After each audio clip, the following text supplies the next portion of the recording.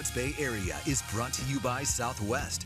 Yes to low fares with nothing to hide. That's transparency. By Toyota, the full-line automaker with the longest-lasting vehicles in America. Toyota, let's go places. By Jack in the Box.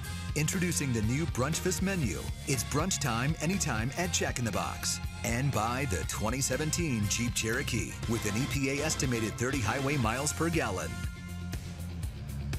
Back here in Cincinnati, is the Reds have taken the field and we're ready for baseball. Our game time weather is presented by the Santa Cruz Beach Boardwalk. The boardwalk is open. Visit beachboardwalk.com for park hours. 46 degrees. It is cool, light winds. You see the humidity is high and it is wet. Let's take a look at the Giants lineup, and it's brought to you by Southwest Airlines. It'll go like this. It'll be Panic, Belt, who hits the ball very well in this park, followed by Pence, Posey, and Morris. Arroyo will hit in the 6th slot, then it's Nunez, Hernandez, and Matt Cain. 14-year vet on the mound. Bronson Arroyo's second stint here with the Reds. Pretty good numbers against the Giants overall in his career, but he does give up a lot of homers, and you see already this year he's given 6 homers up in his limited start. So he will feed you a ball that you can hit out of the ballpark, so hopefully we take advantage of that. 47% fastballs. He throws, seems like a lot for a guy that likes to mix it up, but he mixes it up with his arm slot. And you're going to see sliders a lot of times coming in 2-0 counts, hitters counts. He likes to throw off speed when behind the count. So hopefully we can attack him early and get a homer here. So here's Panic. So we get started at 8:30. So an hour and 50 minutes delay. But we are underway as Panic takes a breaking ball for a strike. That's basically what you're going to get. You're going to get just about anything from Bronson Arroyo. And he's at the point in his career where he can just make some stuff up as he goes along. Yeah, you saw he dropped down a little bit on that last pitch to him on that curveball. Panic does not have any lifetime numbers against Bronson Arroyo, but the next 4 guys do. So here's the 1-2 to Joe Panic, and he slices it foul and out of play. Belt, Pence, Posey, and then Morris. Giants come into the game 11-18. The Reds are 14-14. It's DeMuth, Nauert, Cuccione, and Torres. DeMuth behind the dish and the crew chief. Panic takes strike 3 call, and that's how this game gets started.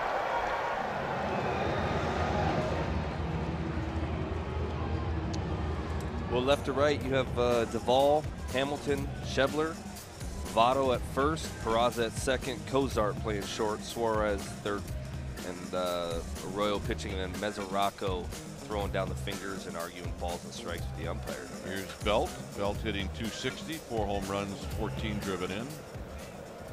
Belt's got good numbers against Bronson Arroyo. He's 7 for 14. The overshift is on, and it's inside. 1 ball and no strikes. Saw with that last at bat, he's not afraid, even though he's only throwing 86, to go inside on you. He tends to throw that little 2-seamer that comes back, freezes lefties quite often. You'll see that a lot tonight from him. And it's 2-0 to Belt. Belt, who definitely will take his walks. He's a lot like the Cincinnati Reds first baseman in Joey Votto. It's 3-0 with Hunter Pence to follow. It is a cool and brisk night here at the ballpark. These fans have hung in there for an hour and 50 minutes. And what does he throw on a 3-0 pitch? A breaking ball. You'll see a lot of those. Like I said, he does not give in to hitters. He doesn't think he has to. He feels he's got good enough command to throw whatever he wants, whenever he wants, and he's always been that way. And even taking 2 years off, he's showing you again he's not really going to give in to you. Hunter Pence has had 48 career at-bats against Bronson Arroyo. 14 hits, 4 doubles, a triple, and 2 home runs. And a fastball high, 1-0. So for the first time tonight, Arroyo will pitch out of the stretch with Belt at first. Belt's got 1 steal, with Buster Posey on deck. Outfield straight away for Pence. And it's low. It's 2-0. Schebler's fairly shallow in right. And as we all know, this is a small ballpark and the ball carries well. It's a really tough combination for fly ball pitchers. Pence gets a breaking ball and he pops it up. It's going to be Votto who's going to put it away. Again, another 2-0 off-speed pitch. You're going to see it. You just, until our guys can stay back and be ready to and know that he's not going to throw me fastballs in my count. He just will not do it. He never has done it. I've never seen him do it. This is what he's going to do to you, and he's going to get you to do that pop up to the infield. That's 6 straight balls, and he threw that breaking ball. So here's Buster Posey. Buster at 346. He's got a couple of home runs. He's got 5 driven in. And he takes a pitch in tight. 1 ball and no strikes. He's got a double and 1 lifetime home run off of Arroyo. So Belt at first. And a pop-up, and that's going to be out of play. He's got an interesting delivery that you don't see a lot. If you watch him close, he kicks that back foot up instead of kind of lifting up halfway or kind of quick step into home. You'll see him. He actually kicks his foot back up to his hamstring to quick pitch to home plate, because he has that other one. He's in the windup. He has that stiff leg coming out and coming in. He tries to keep that leg under him. There's an 85-mile-an-hour fastball in on the hands, and it's 1-2. So you'll see right here, see how he kicks that back leg up and behind his calf. It allows him to stay back over the rubber a lot easier with his delivery from his windup, so it keeps everything feeling the same. And he's pretty quick to home plate. He doesn't seem to get a lot of guys wanting to steal on him because of that. 1-2 to Buster Posey. And Buster bounces this one to Cozart, and that'll end the inning. So Arroyo pitches through a 1-out walk. Cain coming out. Hamilton to lead things off.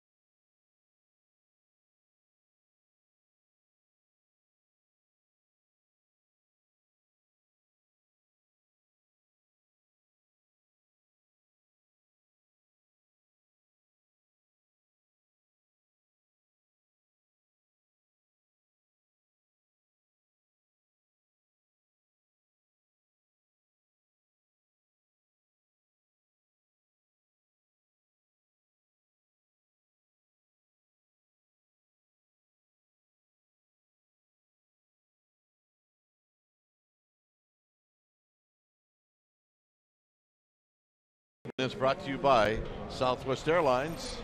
It'll be the very fast Billy Hamilton to lead things off, followed by Cozart and then Joey Votto, and he's hot right now. The former Giant will hit cleanup Duvall, Suarez, Schebler, and then Peraza. Devin Mesoraco is back in the lineup. He's hitting 8th, and Arroyo will hit 9th. Most consistent starter for the Giants so far this year on the mound, Matty Cain. You see 3 home runs allowed. He's done a really good job of just keeping the ball off the barrel, you know, limiting walks. He's not walking a lot of guys, and he's not giving up a lot of hits. You'll see there he had 23 hits to 27 innings pitched, which means he's being very effective in the strike zone, making him very effective on the year.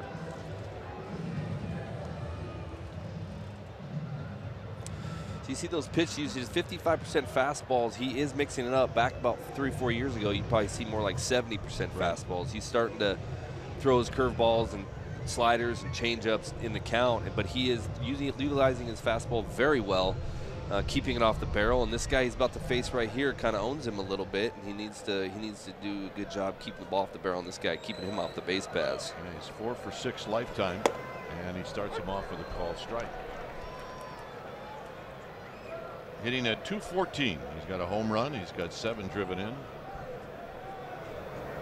And he will put the pressure on the defense, as you can see Arroyo and Nunez literally playing halfway. And that's to the back foot, and they're going to say no swing. It's 2 balls and 1 strike.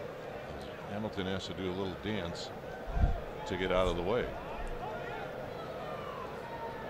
Cozart to follow. 214 seems a little light, huh, Kite? For a guy that has speed, I mean, speed supposedly never slumps, but it doesn't seem like he's.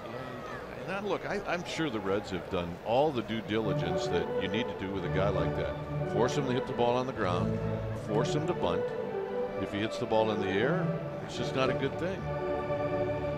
Seems like he cheats pretty good. Like right there, he got jammed real good on that ball. Like I don't know if he knows. I'm not bought in that he knows how to hit yet. I think it's get on and then just run around out there. But he can play great defense. But I think he still has a lot of talent left in him. But pulling guys in like that, that'll help you if you know what you're doing. Here's the 2-2 offering to Hamilton, and it's in the dirt. So it's 3-2. Yeah, they, of course, look, and the one thing you can't do if you're King is walk him. Good as a hit with this guy. Yeah, he might know that more than anybody. Got his 200th bag last night. Back.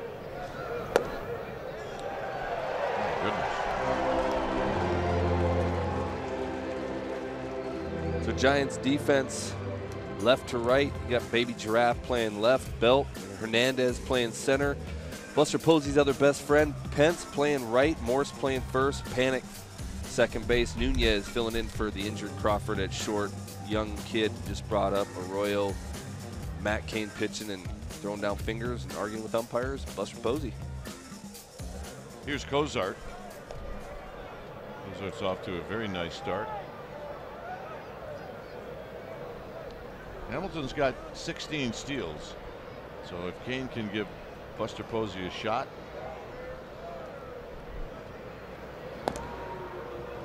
This was the 3-2 pitch to Hamilton that Cain thought he had a strike. I thought he had a strike too. That ball, but see, man, that's a tight zone. But Demuth is known. He has a tight zone. He'll make you throw strikes, and he's gonna, you know, he's really gonna force you to hit the corners. But he does like to ring you up. When he wants to ring you up, he'll let you know it. There's a called strike.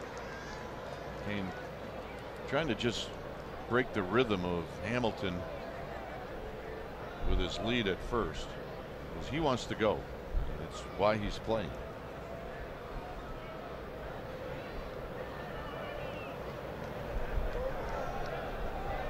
He does not go. And there's a broken bat base hit into left center field. Hamilton is going to go to third. Wisely thrown to second by Hernandez. You saw, man, you saw Cozart looking right there. If he was going to throw to third, he was taking second base. So that was a keep the double play in order.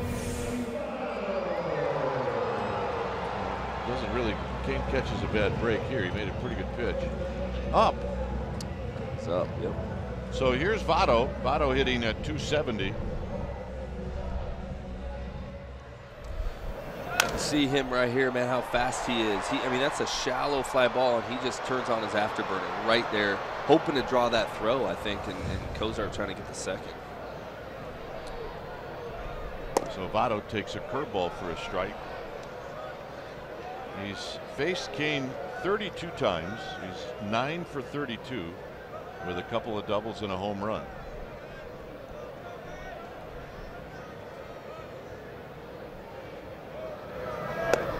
Chokes up just a little bit as Cain's next pitch is wide.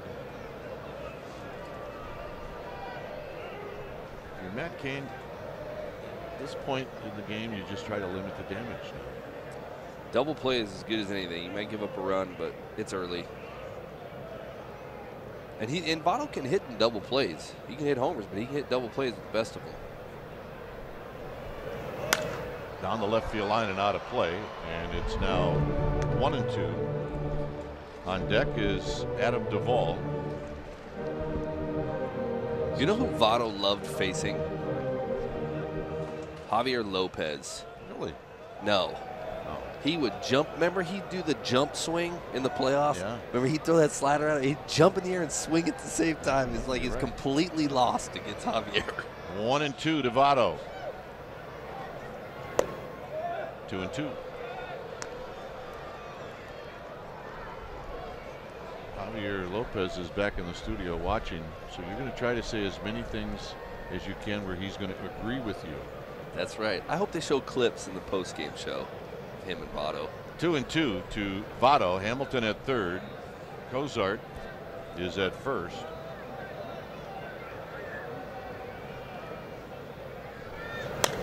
And this is lifted into center field. And Hernandez is going to make the catch. And his throw is going to go to second. And Cozart gets into second. It's a sacrifice fly, and it's 1-0.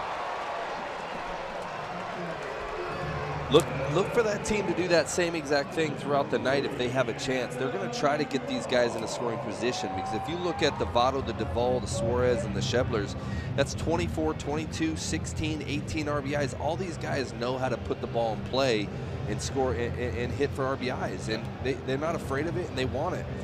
And Doogie showed it. This is the second year in a row he's shown. He doesn't show a high batting average, but he knows how to hit with guys in scoring position. So here's Duvall hitting .262. So those guys will tag up at first and try to get to second.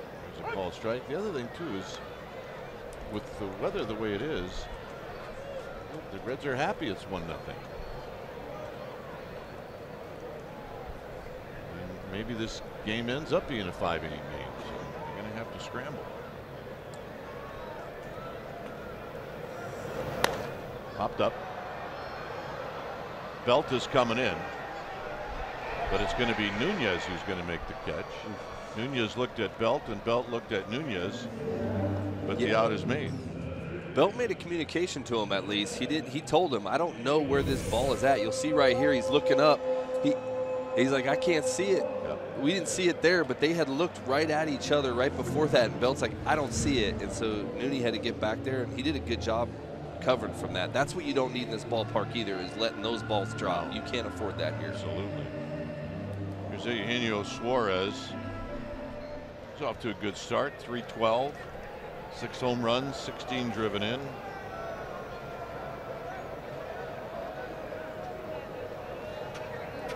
At second base is Cozart. And a breaking ball for a strike. Here's that pop up again, Kite. See that ball goes up. Belt goes back on it, and he looks at Nunez and says, I can't get to it. You see him kind of like throwing his hands at him right there. Great job on the communication by those guys. Otherwise, it's a mini disaster. Little jam shot, and it's going to fall. So it's 2-0.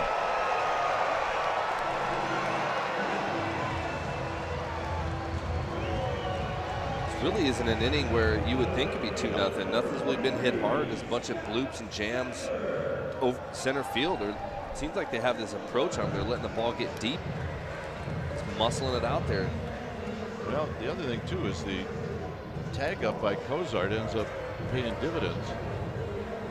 And he went from first to second. So here's Scott Schebler.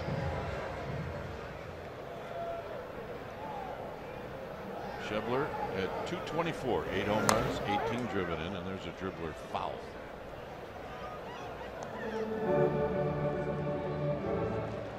He's going to walk off the mound thinking, you know what, I got pretty good stuff. Yeah, everything's been, I mean, Hamilton, and right out the ball game, I mean, if he could have rung him up just as easy as he walked him right there, and it kind of cost Cain a little bit right here. It's a 2-hour rain delay, and you get a tight zone. It's not really that fair sometimes. So swing and a miss at 90 from Cain, and it's 0-2. Well, put a little emphasis now on your offense to get something going against Bronson Arroyo.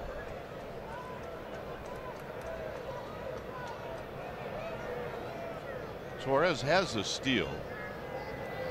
And this is high and foul and out of play. When you have a lot of open seating, all of a sudden foul balls into the seats can be moderately entertaining.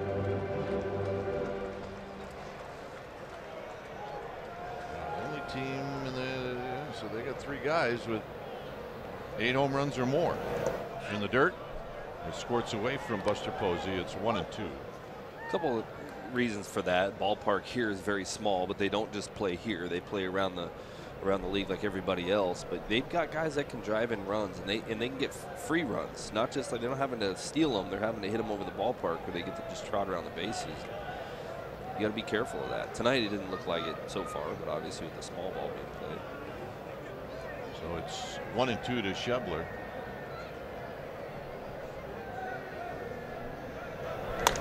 On the ground and a base hit. So hustling over to third is Suarez. And the hitter is going to be Peraza. So Schebler hit that ball pretty good. It also found a hole. Beat the shift. It kind of looked like they shifted on him a little bit right there. Just pretty hit it where everybody wasn't. Ball's not really that bad. He kind of went with the pitch and he froze everybody. There's nothing Nunez could have done about that. Well, to further, here's Cain to Peraza, and there's a bouncing ball up the middle, and that's a base hit. It's 3-0.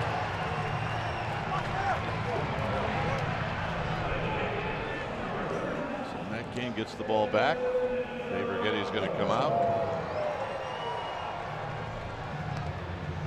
Well, you put the ball in play and things can happen, and that's exactly what the Reds have done here in the first.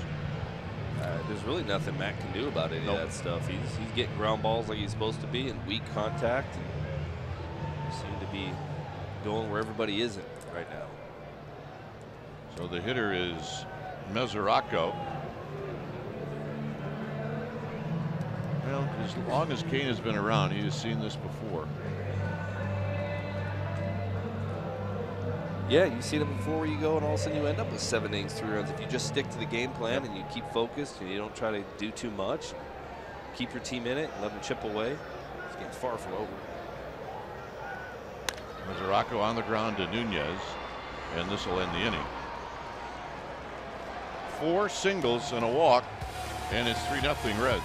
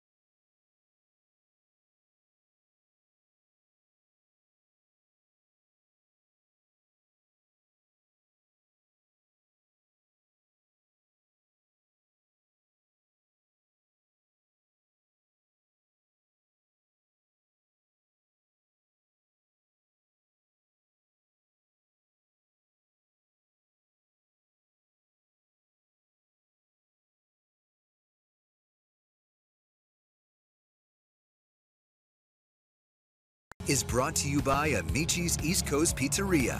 When you want the best pizza in town, Amici's delivers. Well, the Reds jump out in front 3-0 with 3 in the first. So now that provides a challenge for the Giants offense.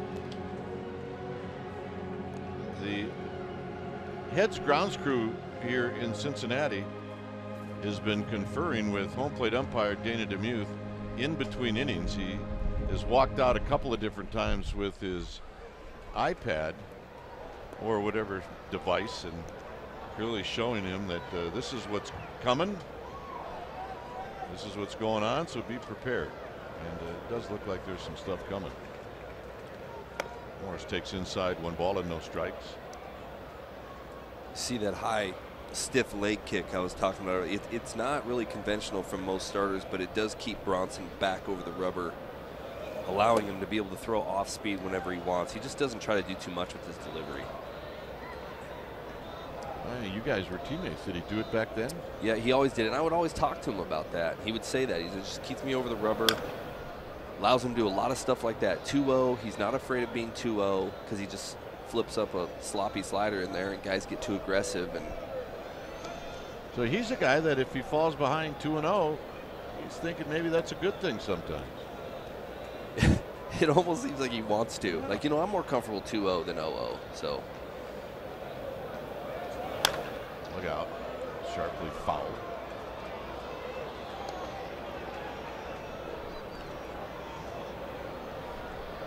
So a new baseball for Bronson Arroyo. Morris hitting .214.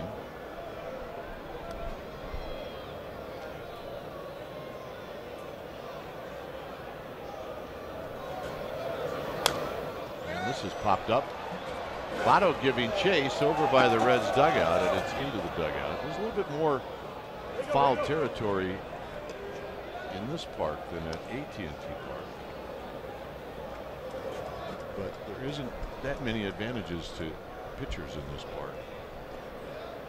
There's 0 advantages for pitchers here. You got a little wind tunnel that comes right over our head right here, Kipe, that blows almost like a funnel right over right field. Morris just got a piece, so that even helps it more. Yeah, it just pushes these balls out, especially when it starts getting hot here. Oof. I mean, you just hit a ball in the air and it just keeps going. It just floats out of here. So Morris in a battle with Arroyo. 3-0 Reds.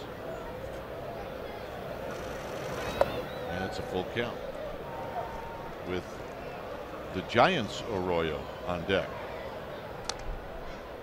This will be a bit of a learning experience for that kid right there, facing someone like Bronson Arroyo.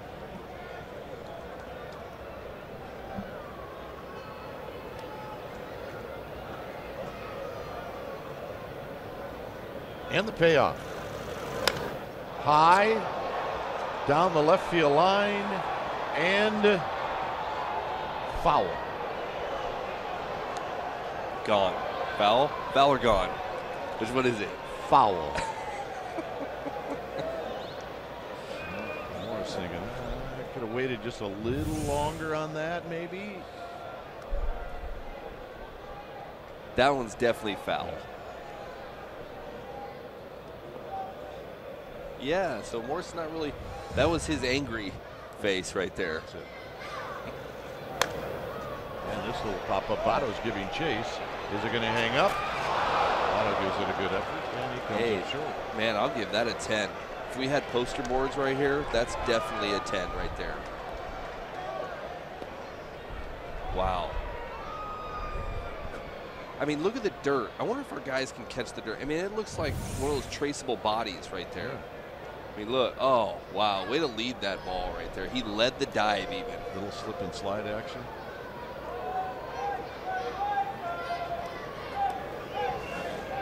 It's 3-2. I'm thinking by the head down the whole time. He's not really thinking he's catching that ball right there. I think he got into the dive and thought, well, I'm this far into it. I guess I better make it look good. The 11th pitch is coming up to Michael Morse here in the 2nd inning.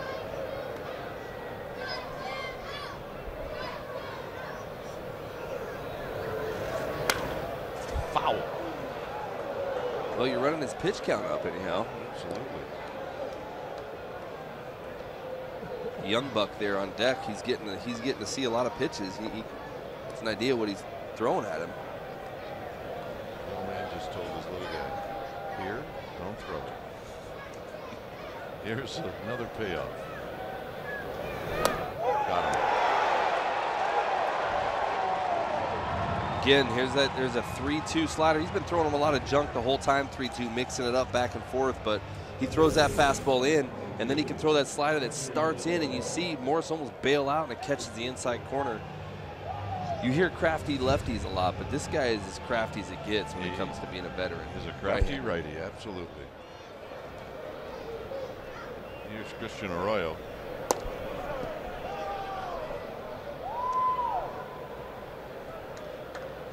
I think if you've seen him the last few days, you know he can hit a fastball, and these scouts are going to start talking, and they're going to see if he can hit off speed. Drives this one into left center field. Duvall is looking up, and it is out of here. Well, I'm thinking that they tried to sneak a fastball by him, and it didn't work out for him. I tried to tell him that. Okay? I tried to say that everybody knows he can hit a fastball. Wham! Maybe the last one he sees in the series. That wasn't even a hanger banger. That was a straight four-seam fastball up in the zone that he hit out about. Well, I'm going with 109 exit velocity.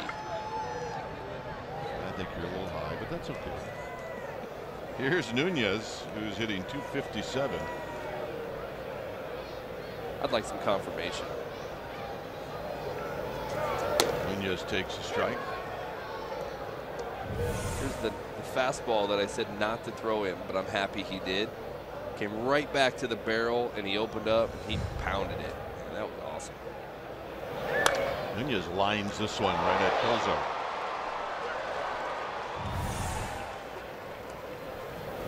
So we'll watch where it end up. 2 or 3 rows back. On a line. It's got to be close to 109.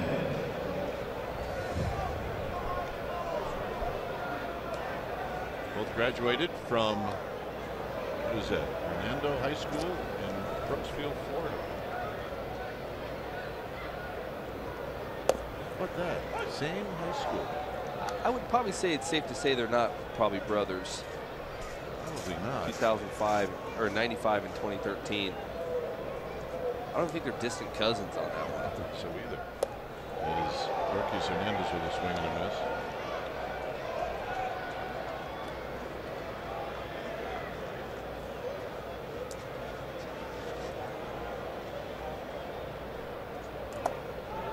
Down low, 1-2.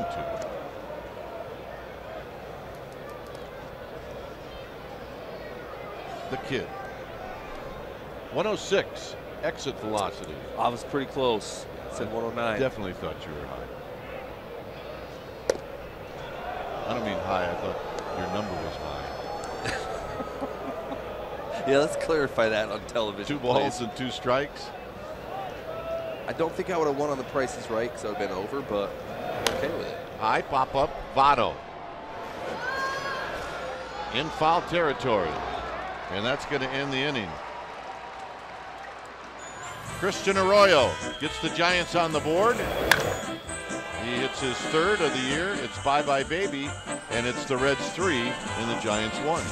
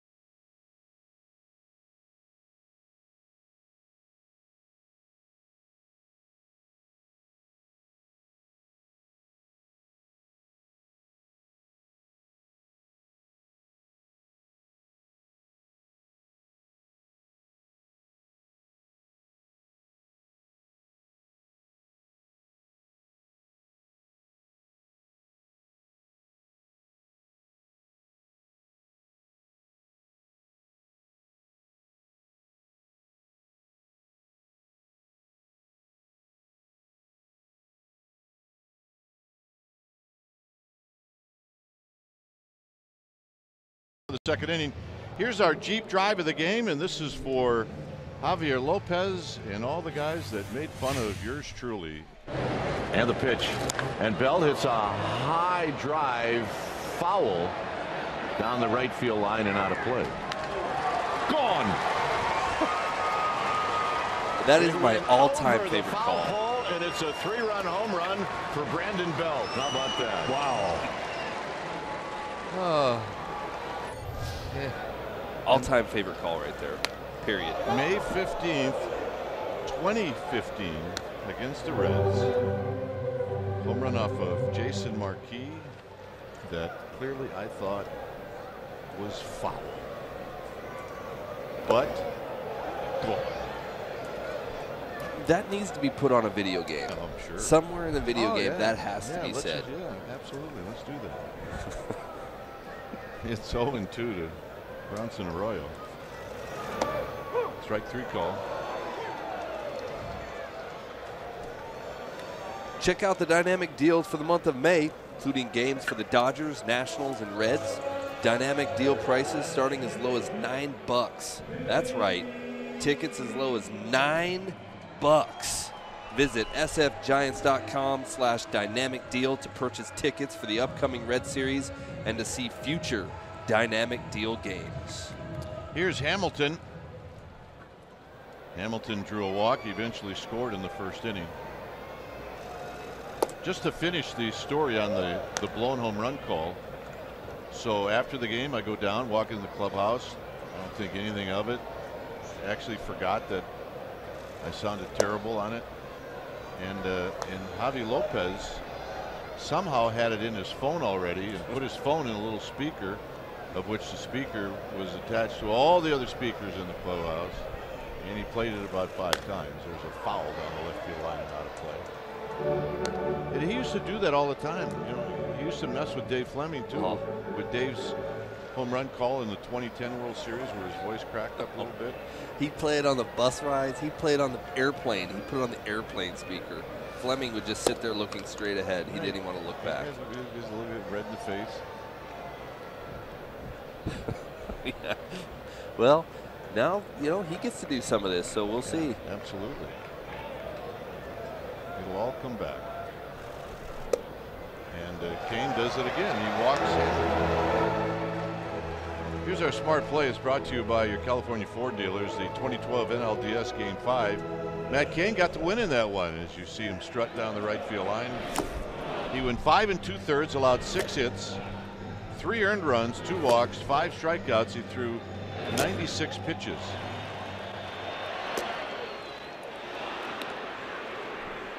Every clinching game that year he started. So here's Cozart. Hamilton goes, and he's going to steal it easily.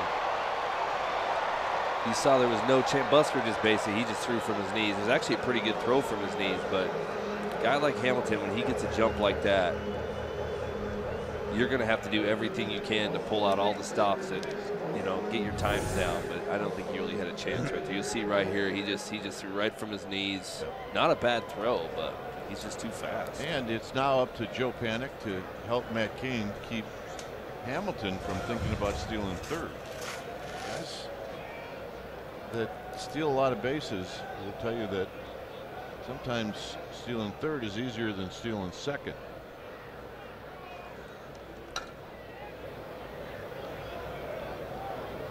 Cain will spin around and chase him back. I think these guys at second field, you can get a little bit more of a moving, walking lead, knowing the entire time that even if I don't get a steal, I'm going to try to mess up your delivery and hopefully you pull one up in the zone. Cozart flipped a little single into center field in the first. And you know, it's not a bad idea if you're Joe Panik. Hold him on like a first baseman would, and then kind of trickle back to your spot. And there's only a few times where you want to give up a little bit of your positioning at second to do this, but I think this is one of them.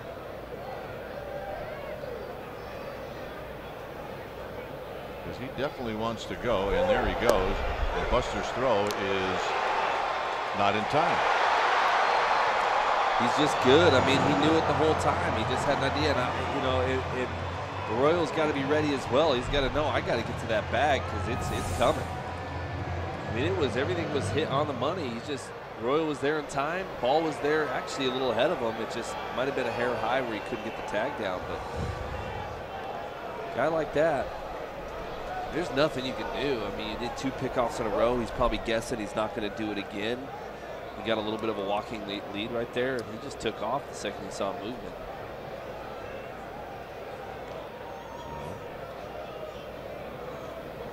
Count is 1-1 to Kozar. And it's wide. It's 2 balls and 1 strike. Here's what it looks like. And I agree with you. I don't know if there's anything more than you can do other than play the second baseman right on the bag. He just has that first step speed. I mean, there's not a lot of guys that have that. And you can't pitch out right there, Kite, because there's a right-handed hitter, so there's nothing, you can't even do that. If you jump out of the way, it's nothing, you can't. He took full advantage of that situation right there. It makes him very dangerous. That's why you cannot walk. Those free passes, what I was talking about earlier, got to try to stay away from them. Hopefully he can limit the damage here. 3-1 to Kozar. And the walk.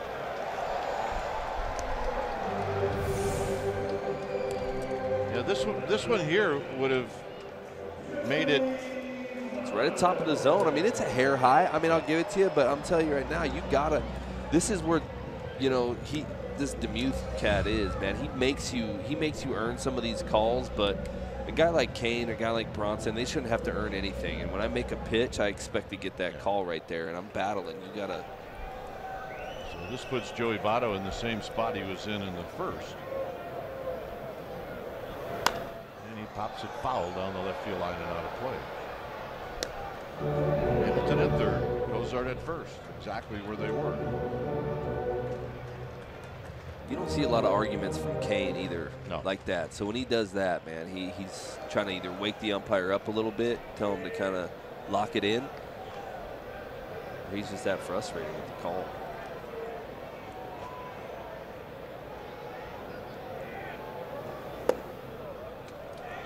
And the 0-1 pitch is down low. Adam Duvall's on deck.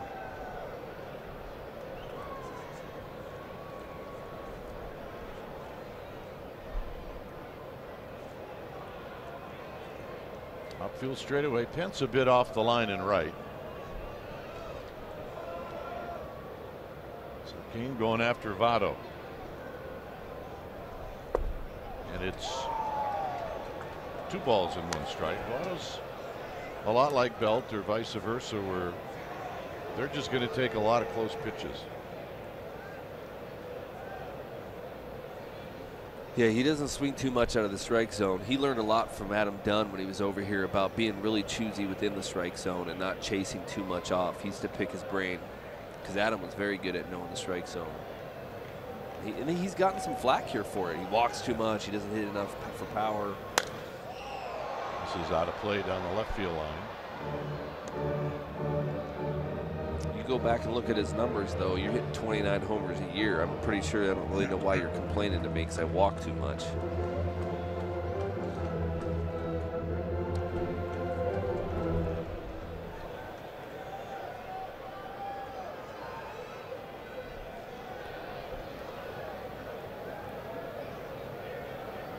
So Hamilton's still at third, Kozar at first.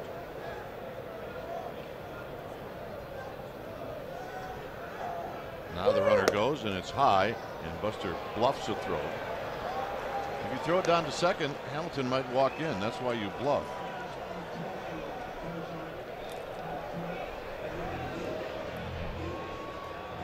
And you can have, you know, these trick plays where the shortstop comes in halfway between the mound, and with the speed of Hamilton, it's just not worth it. That won't work. And you got advantage. This is where you, as Price, as a manager, he sees advantage on that. I can get my guy to second here. You're not throwing. Now, Cain does not have to throw Votto a strike. First base is open. Already 42 pitches for Matt Cain.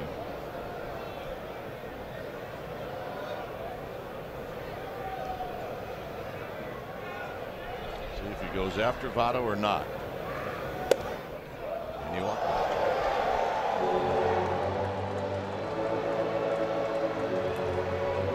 Seeing where that ball was at, it might have been a little bit off, but I think it was outside. He's still getting that good movement with his fastball, but it's almost where he's starting it tonight. It seems like he's catching, he's starting it away and it's ending it way away rather than catching that corner. But like you said, he didn't have to throw a strike right here, and you have a double play scenario in play. And this guy can be dangerous, but he can also hit the ball on the ground. Duvall popped out to Nunez in the first inning.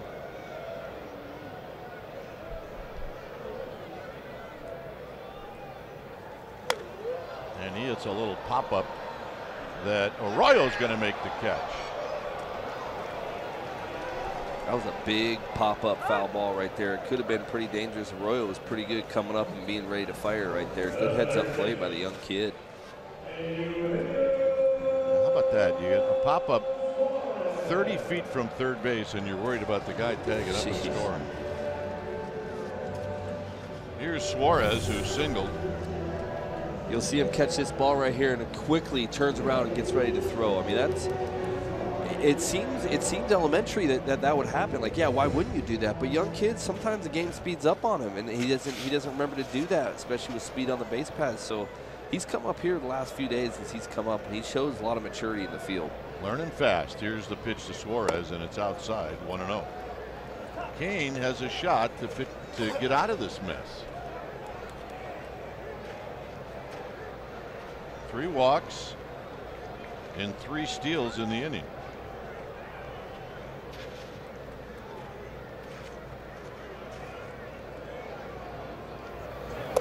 And it's 2-0. So now he's got to come in.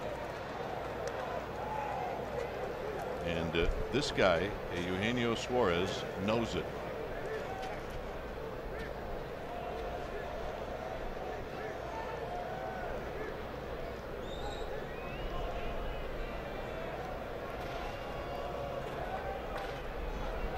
See where Buster sets up. Away. Bouncing ball up the middle and a base hit. 2 runs are going to score, and the walks now really hurt Matt Cain. It's 5-1. It almost looked like Matty might have thought that there was going to be somebody there. It looked like the ball kind of just bounced and went by him. Did he go over his head? Yeah, it did. Here's the pitch right here. The ball just kind of hits it on the plate. Yeah, he just hit it to the left, and he had no shot at that ball right there. But it is where the walks are going to kill you. It's frustrating. He hasn't really given up anything hard at all tonight. Just a bunch of singles up the middle, and the walks have all scored. 4 walks to the first 3 hitters. So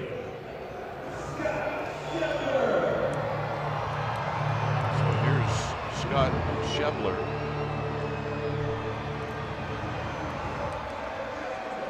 Schebler signaled right at the shortstop position in the first inning. And you see he's got some power.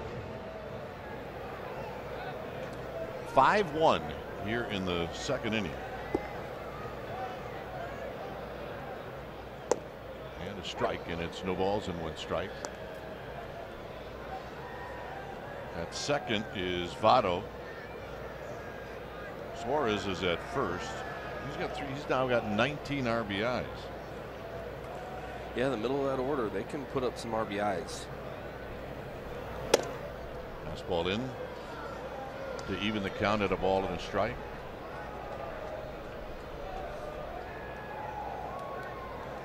Cain got the big out in this inning, and that was Adam Duvall, and just could not put away Suarez.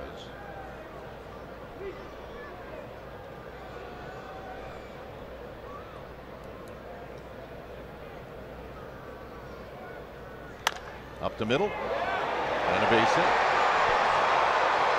Here's the throw home. Buster's got it, and out at home is Votto, and that's going to end the inning on a beautiful throw and a beautiful tag. And the Giants save a run here in the second. Here's the perfect throw and the perfect tag. 5-1 Reds. We'll be back.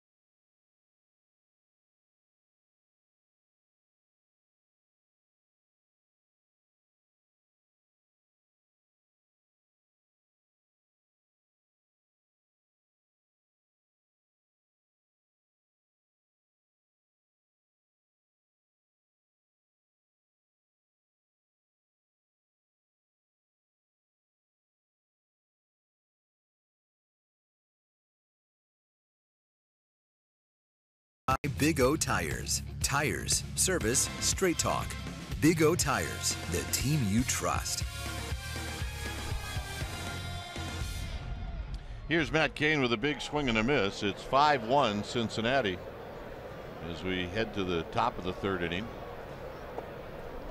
Matt Cain on the year is hitting 167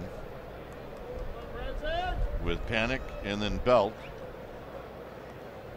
Facing Bronson Arroyo, who gave up a home run to Christian Arroyo in the second. And gets a breaking ball, and it's 1-2.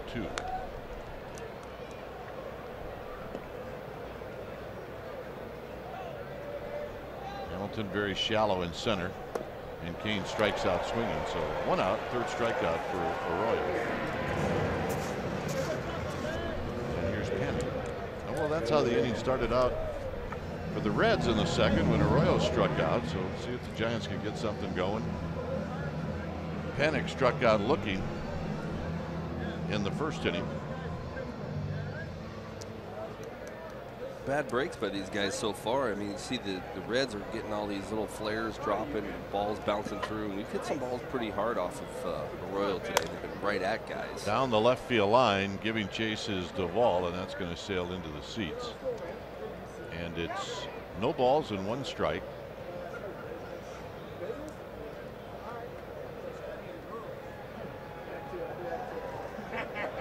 Arroyo with 42 pitches. And it's a bit wide. Belt to follow. A lot of time left in this game, assuming the weather cooperates.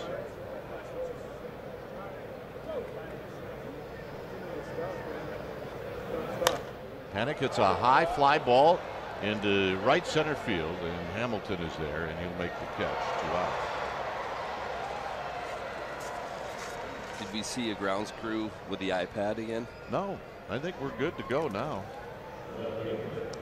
They did say that at some point things are going to blow out of here, and then it was going to be good for the rest of the night. Here's a forecast for some rain tomorrow. So here's Belt, who drew a walk in the first, and he takes wide. 1 ball and no strikes. Overshift on for Belt.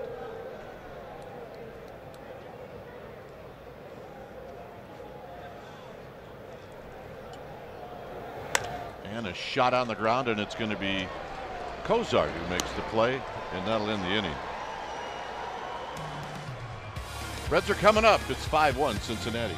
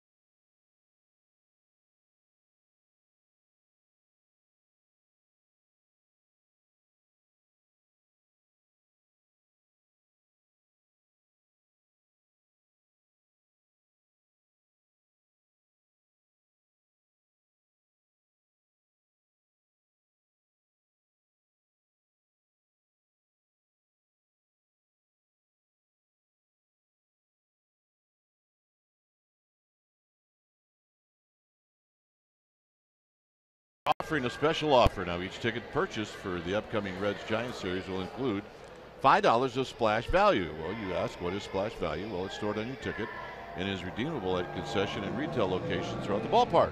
Perfect. Splash value. Go to sfgiants.com, enter the code CINCO at checkout. Splash value. I get it. 5-1 Cincinnati. Their definition of splash value is different than ours. Yeah. This is, there you go. Splash value you can get on the warning track here with the water pooling up. Yes, you can. Fouled out of play is Jose Peraza. Knocked in a run with a base hit in the first. With all the raincoats out here, I think they feel splash value here as well in the stands. And Cain prepared tonight. Cain shows his unhappiness, and he doesn't do it very often. And Dana DeMuth is hearing it from the dugout. And he should. That's a strike. That ball comes back on the plate, man. That's a talent to do that right there.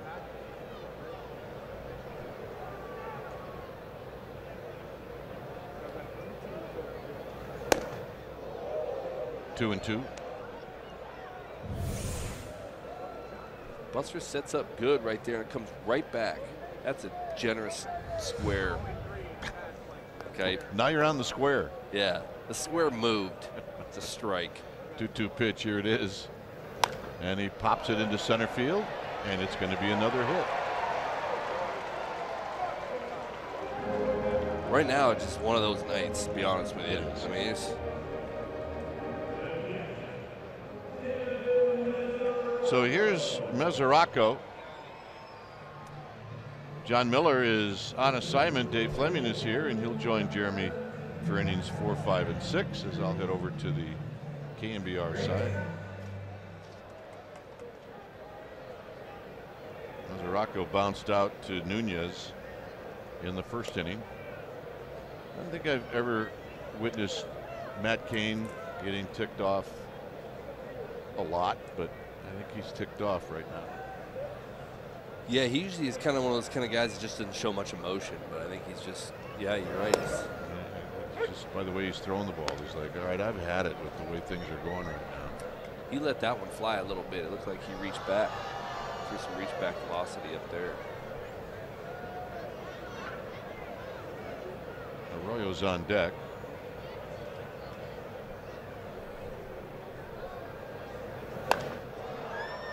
Popped up.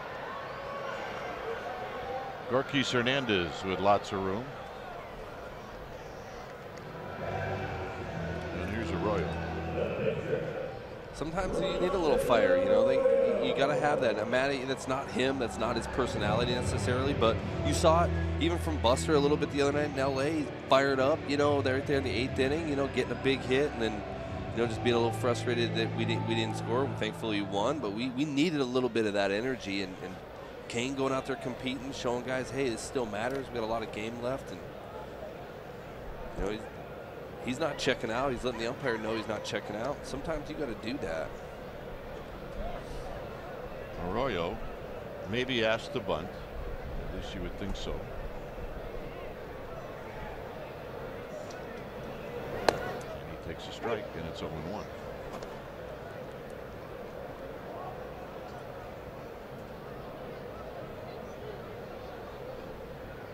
In at third is Christian Arroyo. Morris will be charging from first. As Bronson Arroyo shows bunt. And he bunts it, and it's foul. Buster wanted to pick that up and go to second, but he just couldn't get it in time. Pretty good jump at first. Pretty good bunter. Bronson handles the bat well. He actually can hit all right, you know, for a pitcher. I'm going for a punch out right here. I don't know what Buster and Matty are going to do, but I'm not going to allow just a guy to drop a bunt down and get a guy in scoring position, especially the way they've been kind of flipping balls out there tonight and getting these guys in with 2 outs. Most of these runs have all scored with 2 outs.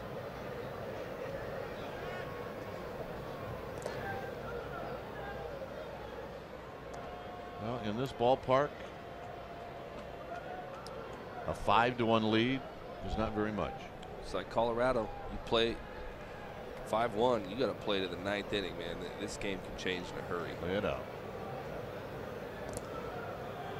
Arroyo is really coming down from third.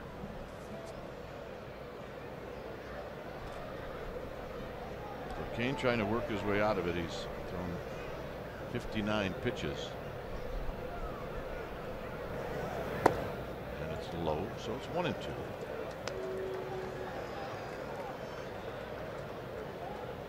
Rained all day in Cincinnati today. It was raining when we landed yesterday on the flight from Los Angeles. It was raining when you got in.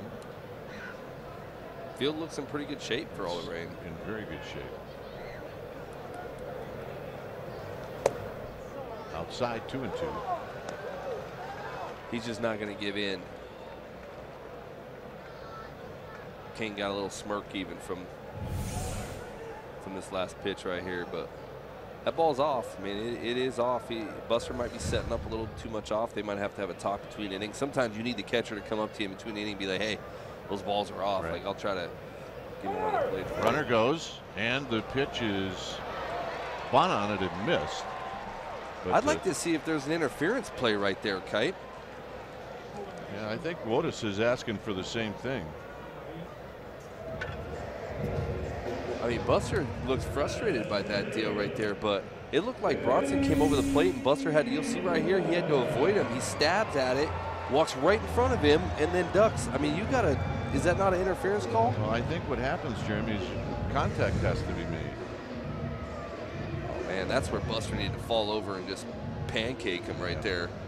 I don't even know if that's reviewable. So here's Hamilton. Hamilton has walked twice and he's scored twice. And he lines this one into left center field, and he's got a base hit. So it's a 2-out hit and a 2-out RBI, which the Reds have got plenty of those tonight, and it's 6-1. See if Bronson makes contact with Buster here. No, he got out of the way. I think Buster just felt like he needed to kind of throw over him, but if contact needs to be made, there was no contact made, so it's a clean play. So Hamilton's going to take off again. He's already got 2 tonight. Cozart is 1 for 1. He scored twice. Just another one of those. No ball has landed past any of our outfielders tonight. Yeah, a lot of balls in front of him. You're exactly right. Quick pitch by Cain, and it's a called strike, and it's 0-1. It really can't be a quick pitch. If it is, it's a balk. But he did get after it pretty quick. Yeah, it's almost like you have to balk in order to throw, where he's going to try to steal.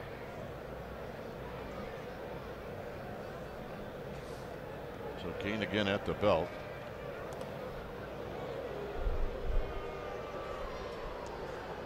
I mean, he's almost a guy you're almost looking at. I might pick over 17 times to just wear your legs out.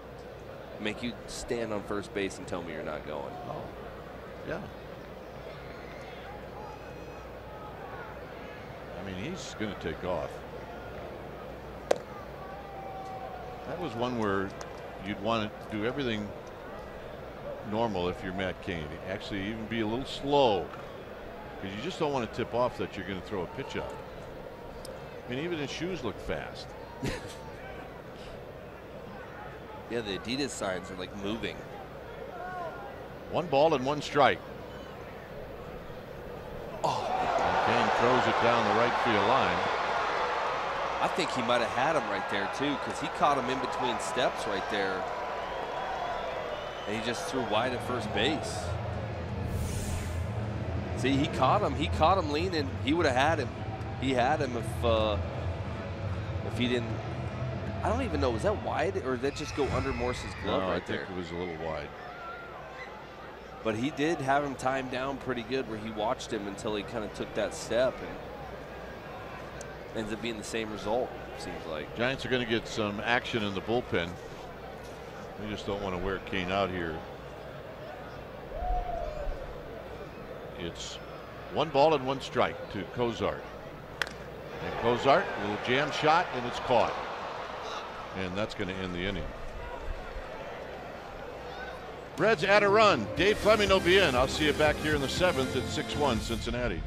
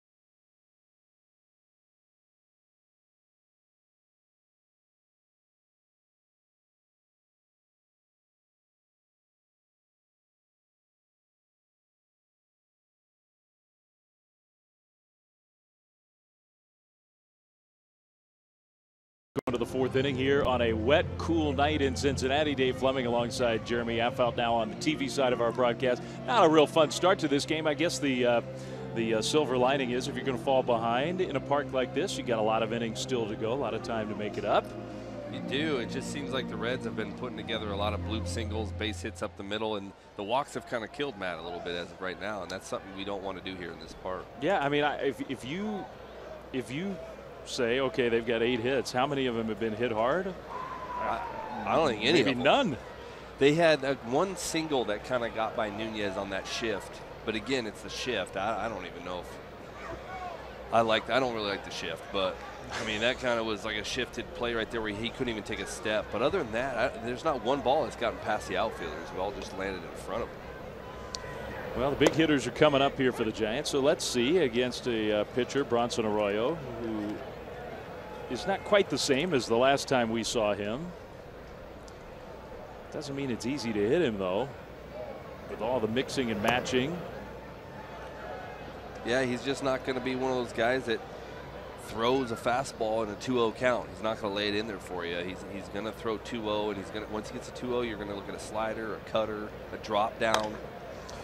Big chopper to third. That's Suarez, who throws a little high, but Votto stays on the bag, 1 away. And as the innings get going, and he's shown you a lot more of those 2-0 sliders, he gets you thinking about his slider, and then he sneaks fastballs by you. I mean, he is a crafty righty, and he knows it. He doesn't overpower you.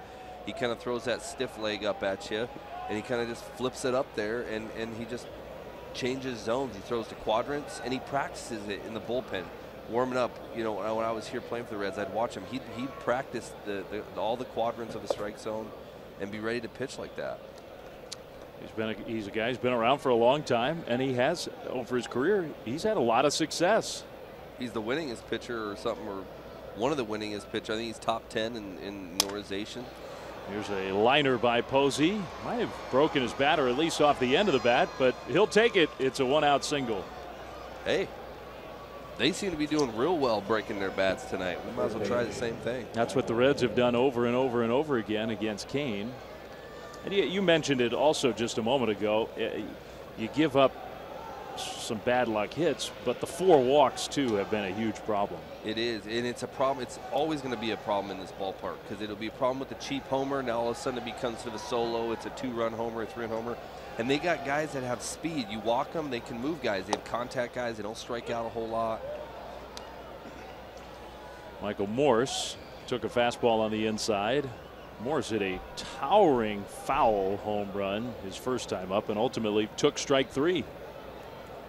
He had a 12-pitch at bat, though, against Arroyo. He's quickly behind at the count 0-2 here.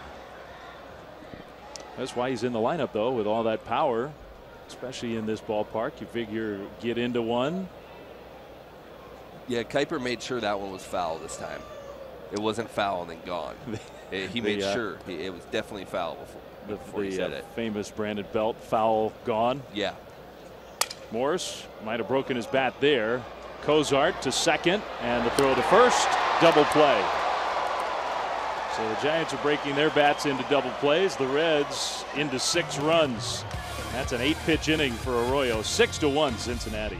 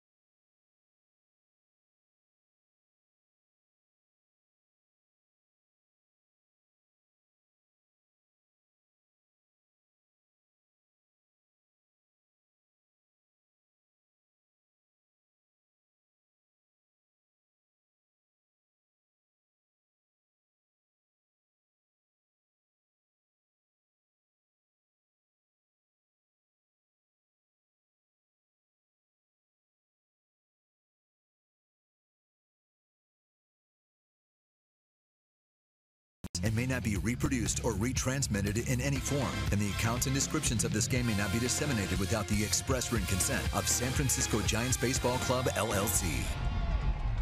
The Giants Insider Podcast is back on NBCSportsBayArea.com, brought to you by Max Muscle.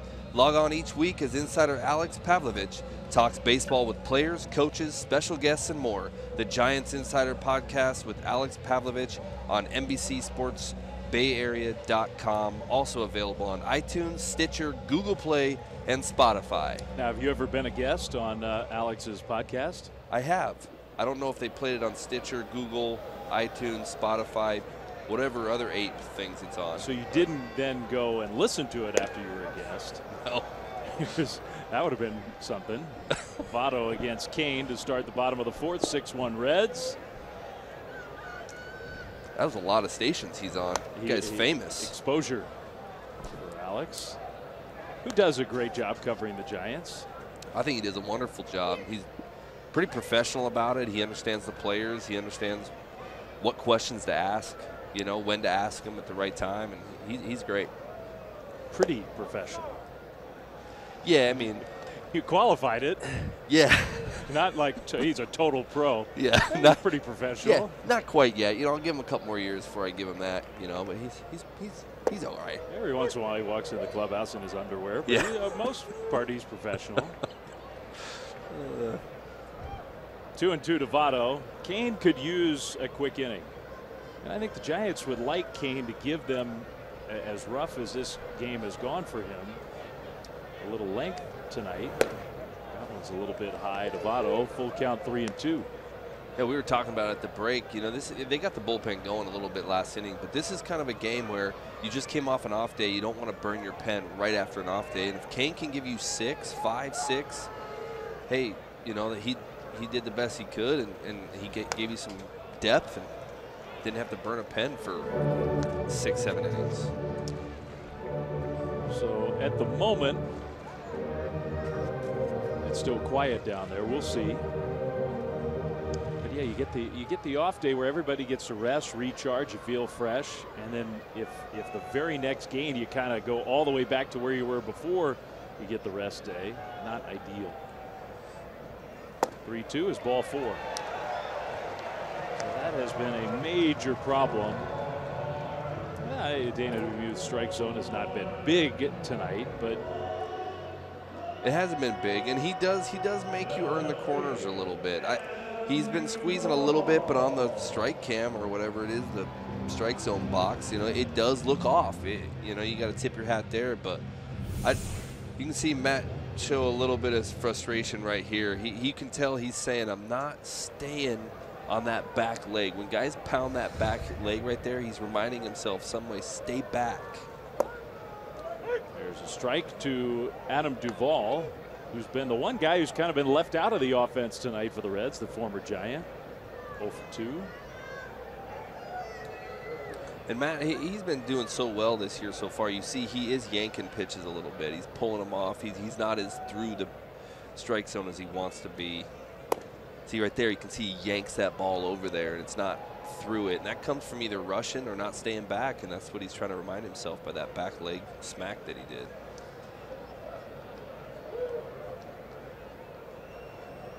The 5 walks have been a big factor. Votto's at first. Not a big lead for Joey Votto. Duvall hard on the ground past the reach of Arroyo. That's Duvall's first hit. 2 on, nobody out for the Reds. Well, Warriors playoff central. Warriors Jazz before and after game 3, which comes up tomorrow, Saturday, 4:30 p.m. Pacific on NBC Sports Bay Area Plus. Get you ready for game 3. Papa, Saint, Helena, Roz, and Monty Poole. Warriors made it look easy last night. In the playoffs, it's not easy, and they made it look easy against a good team. So the Warriors, I think, are feeling pretty good about things.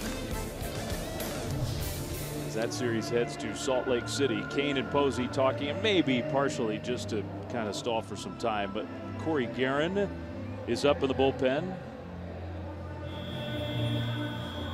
And again, you know, another ground ball base hit, and it doesn't seem like he's been hit that hard, but that walk, now they got guys on first and second, where maybe if you don't walk a guy, you got 1 out with a ground ball, you know, doesn't kill you. It just seems like, you know, walks tend to haunt you more than if you give up a base hit instead. It's a weird deal, but Matt will tell you, it probably haunted him tonight. He got the call on the curveball there on the outside to Suarez, who, I mean, he's sort of example number 1. 2 singles, both to knock in runs. An RBI hit in the first, a 2-run single in the second. And neither one hit very hard. But the Reds have had base runners all over the place all game. Threatening for more. Suarez hits that one hard to right. Pence is back, and it is over his head and off the bottom of the wall. Votto and Duvall are coming together, and the Reds are going to have 2 at second. And now Panic takes the relay, and he will tag out Suarez. The Giants get a gift. Huge break right there. Pence looked like he went in on that ball a little bit and got a bad jump. I don't think he saw that ball real good off the bat as where it was going to be, and everybody got aggressive and assumed, and Duvall actually messed him up because Duvall got caught on between second and third, so the other guy ran. You'll see right here. Pence getting that ball in a hurry helped that out, but really there was nothing the Reds could do. You know, right here you see Duvall kind of go to second, and he looks up, and Votto hadn't left yet, and then falls right here. See how it kind of was a delayed break by Pence. I don't think he really knew how hard it was hit. Sometimes when you get balls hit right at you like that, you know. Good job by Pence, though, getting back there, picking off the wall as fast as he could, and trying to save a run, and hopefully we can. Guerin's going to come in and try to hopefully get a ground ball right here. That's what he's here for. He's here to get ground balls and get double plays. Well, Matt Cain not pleased with the way this one went. That was the hardest hit ball, I think, of the night for the Reds, and that'll be the last pitch that he throws. So the Giants are going to make a double switch. We'll tell you about that when we come back. 6-1, and the Reds are threatening. Guerin comes in when it's time for a change. Think Speedy Oil Change and Auto Service, your oil change, tune-up, and smog experts.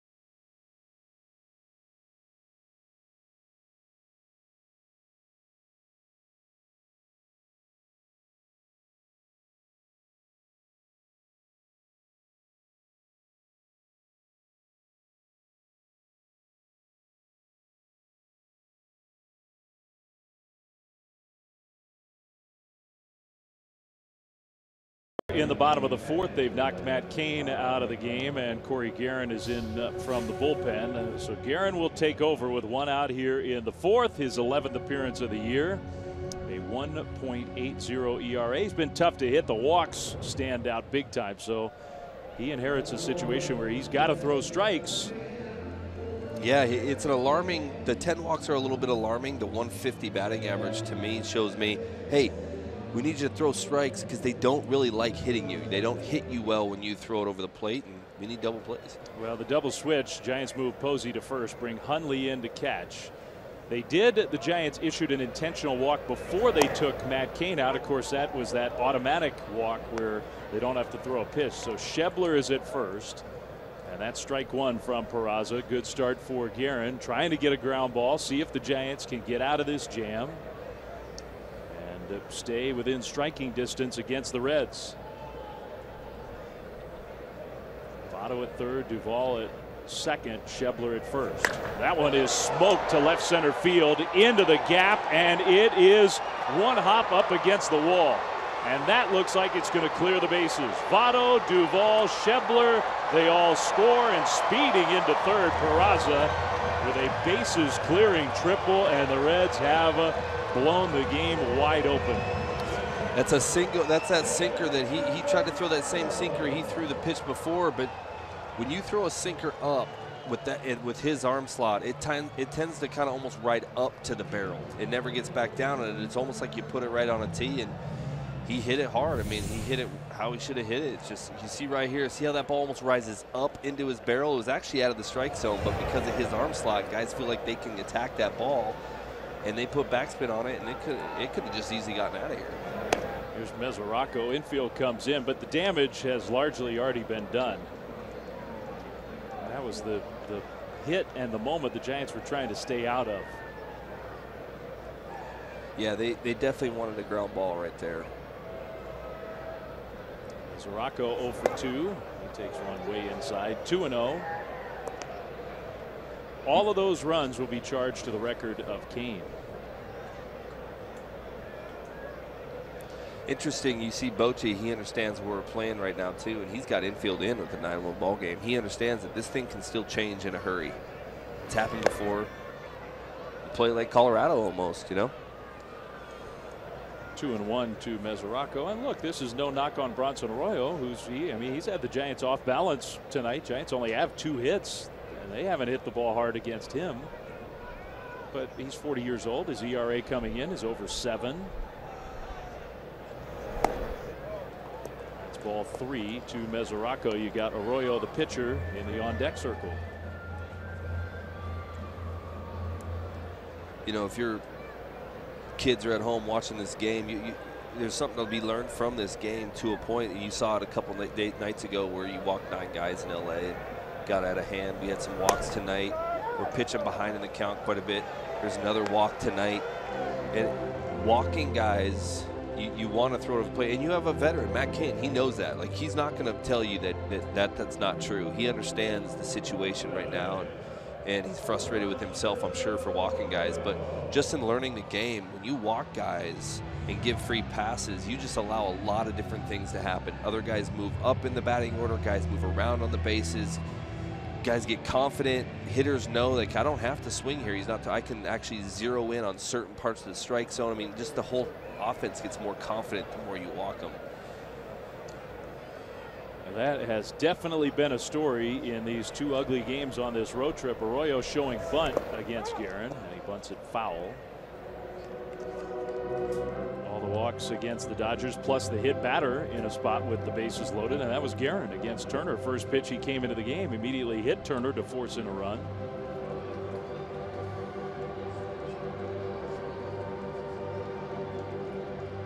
The freebies just kill you.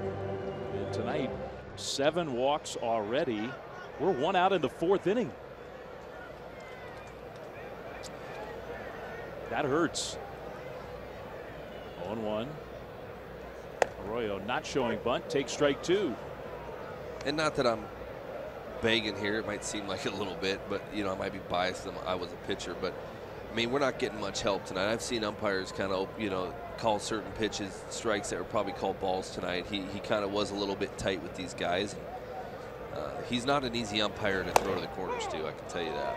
He got the call that time against Arroyo, who has struck out all 3 times. Those are the only 3 strikeouts Giants pitchers have. 2 down, 1st and 3rd, back to the top of the order. The guy who has really killed the Giants more than anybody, Billy Hamilton. And of all the things that have gone wrong tonight, you kind of go into a game against the Reds saying you have to make this guy earn his way on base. And Hamilton, first 2 times up, walked both times. Also has knocked in a run with a hit. Ball 1. For whatever reason, the Giants are having a hard time throwing strikes to Billy Hamilton. And this is the guy you want to throw strikes to. Have to. Like, you make him get on by beating you. Don't give him free passes because it's a triple. It seems like right now with this guy getting on the base. With the 214 batting average, 220 batting, you gotta get a single. Well, he hits a comebacker. Guerin's got it. You can't take too much time. Hamilton is out. And that's it for the 4th. Christian Arroyo, who's already hit a home run tonight, is going to lead off when we come back. The Reds 9, Giants 1.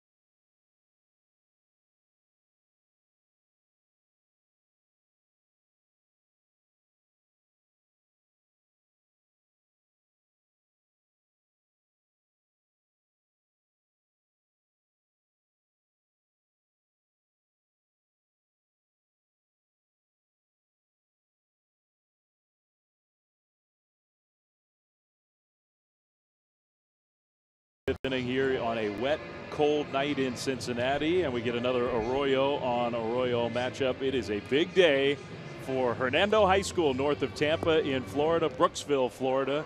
Bronson Arroyo, class of '95, no relation. Christian Arroyo, class of 2013. So they did not exactly overlap, but two guys from the same high school facing each other in a big league game. And guess who got the best of that Hernando High matchup first time up? Young the kid. buck. So that's Bronson with short hair. It's pretty interesting. Yeah, in his big league career, there haven't been many moments where he's had short hair. Maybe way back in his Pirates days. Now you can't. You go to the same high school, you can't hit the guy. No. That's not okay. That's against the rules. He almost hit him. I'd like to see if Bronson had short hair at the Pirates. I think he had cornrows. Yeah, maybe for part of it. He went to Boston. And then it just got longer from there. Oh. Arroyo was trying for home run number 2 tonight. His first one was really impressive. He smoked it. Only question was, did he have enough loft to get it over the wall? And yes, he did. He's got 3 home runs already. He lines that one toward left center. Duvall will make the catch. That was almost a triple. He hit that one almost as hard. Duvall almost misplayed that ball. Yeah, tonight I'd say he's probably had some of the hardest contact of the night so far. I would guess that Christian Arroyo has had the 2 hardest hit balls of the entire game on either side. Yeah. We could check on that. You have to go through everybody. Nunez takes a curve inside for a ball. John Miller definitely knows the exit velocities. Text John. Yeah. Who's somewhere in Manhattan right now, maybe at a show. That's a curve. No. For a strike. He's in his hotel watching the game. I'm sure. I'm sure.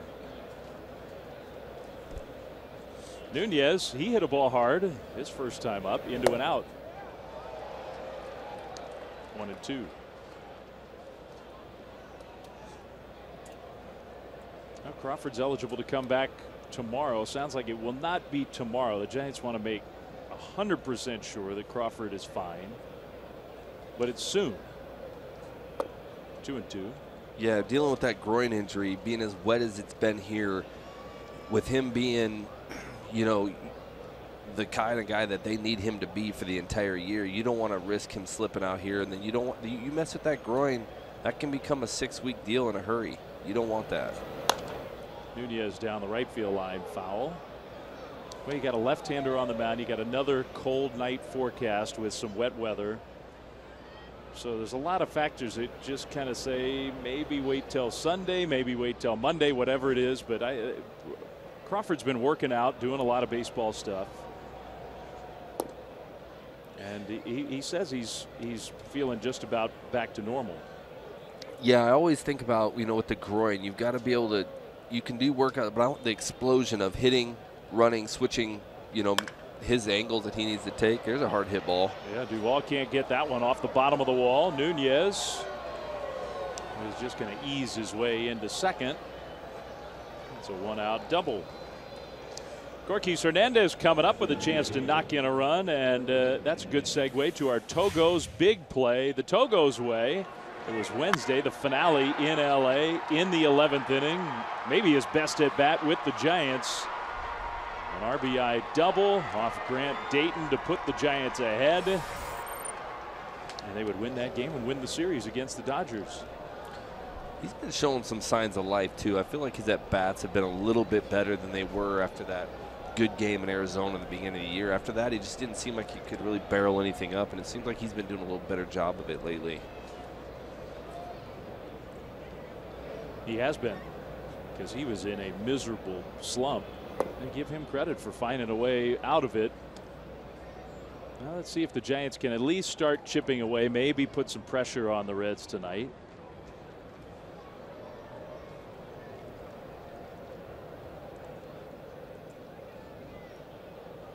There's a lot of baseball game left. I know it seems weird to say that when you're down 9-1, but I mean, you got to cover 5 more innings, and the Reds have done this all in 4 innings. So you all of a sudden go ahead and have a big rally and put up 6 in 1 inning. Next thing you know, it's a ball game. I've seen weirder things, Flem. Yeah. You know. So have I. I watched you pitch for all those years. Oh, teed you up. And whoop. At least I was ready. 2-1. Well, I mean, look, in baseball, you can't go into the 4 corners. You can't take a knee. Yeah. You got to get all the outs. So let's see. 27 of them. Hundley on deck. Hernandez to center field, and that one hit pretty well. Billy Hamilton, who covers so much ground out there, 2 down. Speed saved Bronson right there, I think, because that angle, he took a pretty good angle, but I think a lot of center fielders that play as shallow as he does gets beat right there. Now, a lot of center fielders won't play that shallow, but he knows his speed. And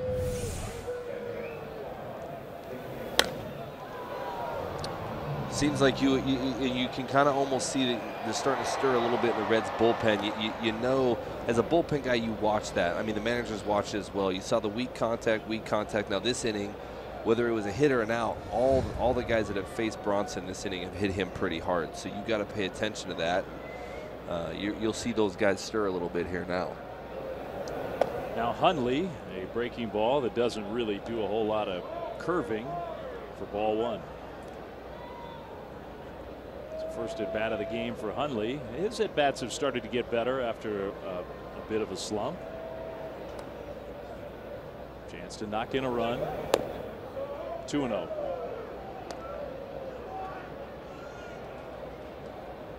got Panic on deck. Reds did not have an off day yesterday, but their bullpen has really been good. The Reds last year had, and the last couple of years have just had a horrible bullpen.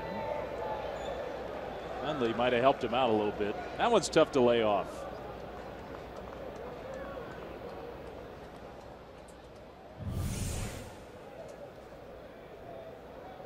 Yeah, that's just a late breaking curveball. He kind of threw it up there in your eyes, and you saw it so big, and then it just leaves the zone at last second.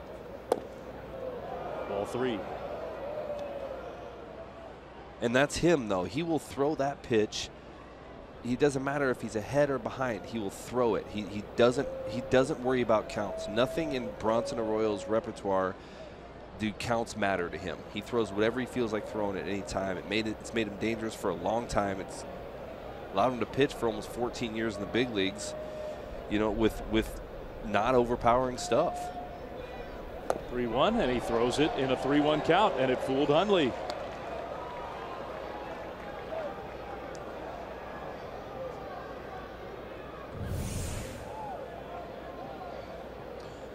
Again, curveball right there. It's starting in his eyes and drops off. And they know Hundley. Hundley has a problem with the curveball from time to time. That's a pitch where you saw him the other night swing at 3 of them, right? He doesn't pick that up. They know that. Bronson knows that. You're probably going to see another one. Nope. Hundley smashes one to left center field. Even the speed of Hamilton can't get to that. Up against the wall. That will score Nunez.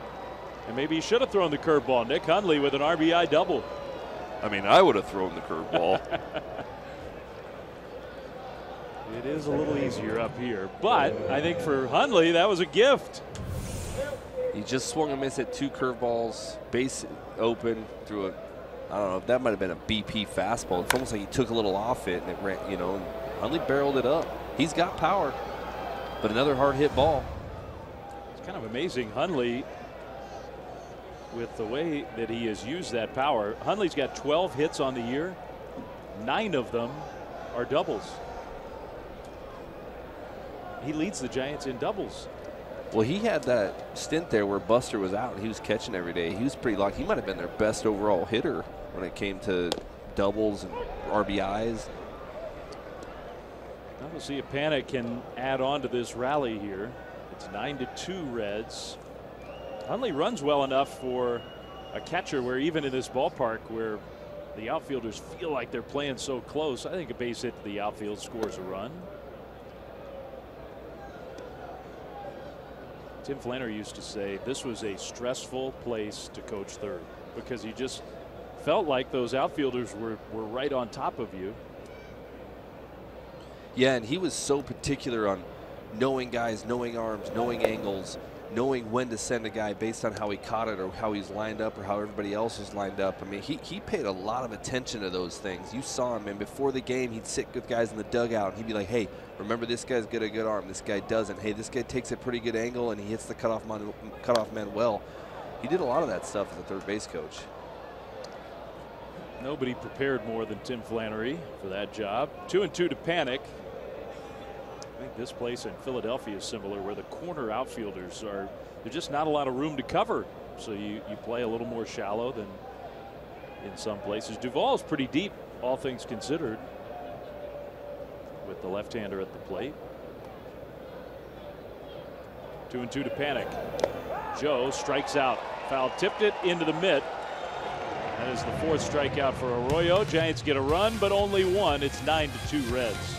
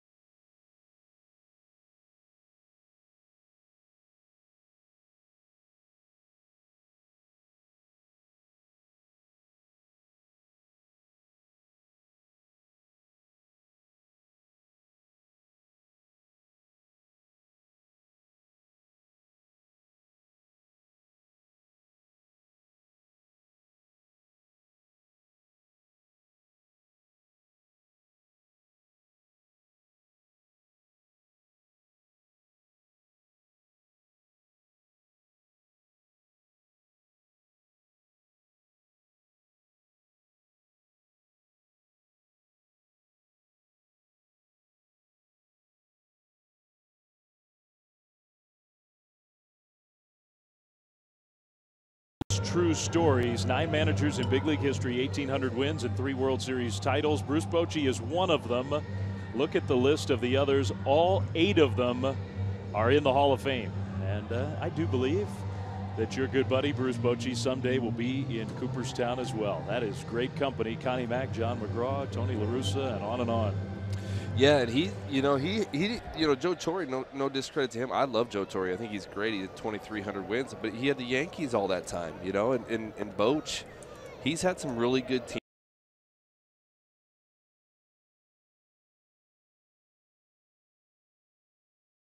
On paper, the best in the, in the game. And 1,800 wins, man, my hat off to him. That's a tremendous accomplishment. Zach Cozart for the Reds against Corey Guerin in the 5th. It is 9-2 Cincinnati. Well, look, the Padres have been to the playoffs 5 times in their franchise history. 4 of them with Bochy as the manager. 1 with Bochy as a player in 1984. He's been gone for 10 years. How many times have they been to the playoffs since he left? That would be 0. And in those same 10 years, the Giants have won 3 World Series. Yeah, I mean, that's not a coincidence. That just he is a good manager. He's very smart. He thinks. I learned so much from him and how he did stuff in the playoffs. I mean, he seems like he's like 3 steps ahead of every manager a lot of times. Now the players have to produce. He understands that. The players understand that. But he's very smart, very intelligent, reads the game very well. Ball 3 inside. And he doesn't have one of those lineups that you can just pin up on the board every single day. You don't have like those Yankee lineups in the 90s really, where it's just like there's not a whole lot of adjustment going on. These are the 9 guys that are going to hit for me. He's got to mix and match and lineups and matchups and all these different things. It's tough. He shows how brilliant he can be. And then the playoffs, he really gets to show off his managerial skill. Yeah, he looks young there. He'll probably hear that part later. He looks really young in that camera shot we just had of him. Cozart, Hernandez, one away. He's looking good. Look, his last couple of years, the health scares for the Giants manager. Everybody, everywhere we go, everybody asks, is he okay? We just want him to be okay. We love Bochy, and he's fine. He's feeling good. He works out every day. He's chewing gum like a champ. I mean, look at that. He has not lost a step. So one out for Votto, who has walked twice and hit a sac fly. Takes ball one from Guerin.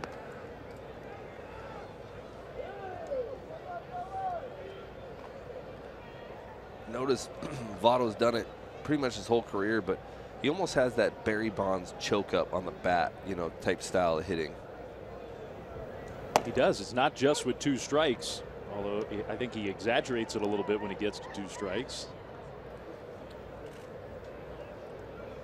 And he's been a great player for a long time.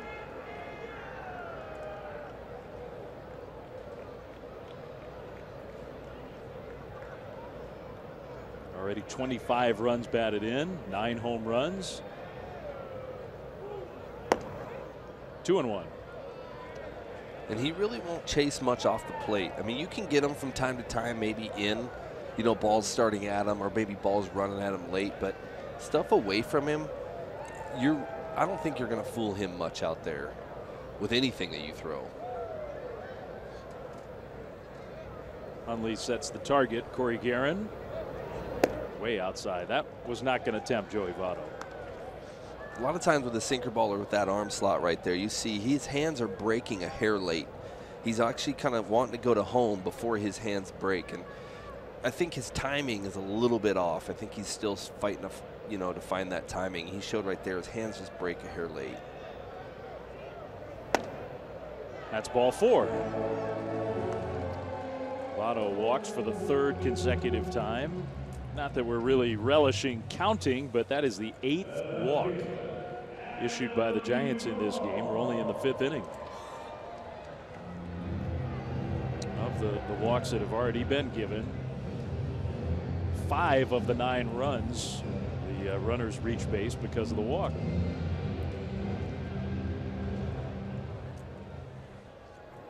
Not a formula for success. There's Adam Duvall. Former Giant is 1 for 3. Did you see something in Adam Duvall when he was a young player coming up that you thought, well, he can be a successful big leaguer? I saw good bat speed. I saw a guy when he attacked the ball, he could whip that bat through the zone pretty good. And a ballpark like AT&T can tend to mess with guys a little bit. When he got traded over here, you saw like he kind of got confidence in his power. That's a fair ball. It hits, I think, that little stool sitting by the version of the ball dude. Belt plays it into second. But Duvall has kind of sneaky speed, easily into second with a double. Last year, he led the entire Reds team in triples. When you got a guy like Hamilton playing center field, you don't expect Duvall to be leading the team in he had a triple last night even, and he pulls his hands in. See how he can pull his hand? He has some quick bat speed. That ball was fair by about a half a inch on the base, by the way. That ball was not that good. I don't even know if it was fair. I think Bochy's arguing it because usually has to go over the bag fair, and I don't think it went over the bag fair right there. That ball looked like it was foul before the bag. It technically is the home plate umpire's call until it passes the bag. See right here, this to me, this ball, I understand right here it's fair, right? Man, I'll tell you what, it might have been just that left corner, you know, on the line that it might have got over. I would be willing to bet that Mr. Demuth did not see that. I think he guessed. I don't even know if I think he was just dependent on the third base guy. Yeah, and I think that was part of Bochy's argument was get some help. You let the home plate umpire help you out. And I think Dana Demuth said that either I didn't see it, it's his call, or I thought it was fair as well. It is not a challengeable play. You cannot challenge fair or foul on the infield. You can challenge fair or foul on the outfield. Suarez takes low, ball one, so here we go again. The Reds threatening, leading 9-2, second and third, one out. After the double by the former Giant. Getting back to Duvall, I think you see stuff like that where you get him into a ballpark where all of a sudden his power, he gains confidence. All of a sudden all kinds of hits happen. You know, those balls down the line or the triples or the homers. You just gain confidence based on where you're playing. A place like AT&T Park tends to play so big that a power guy says, I think I have to overswing. Well, you don't have to, but he gets big holes in his swing. Where here he can keep his swing short and compact and feel like if he hits the ball hard, it's out of the ballpark. It's been a good fit. That's a chopper to third. Runners hold. Arroyo will throw out Suarez, who is out for the first time in the game, and that is a big second out. If the Giants have any ideas about coming from behind in this game, you figure they got to get out of this one, and they're one out away from doing it. Christian Arroyo's defense early on, they're asking him to basically learn a new position. He came up as a shortstop. It's not been perfect, but there's been a lot of plus. I think overall the Giants been pleased.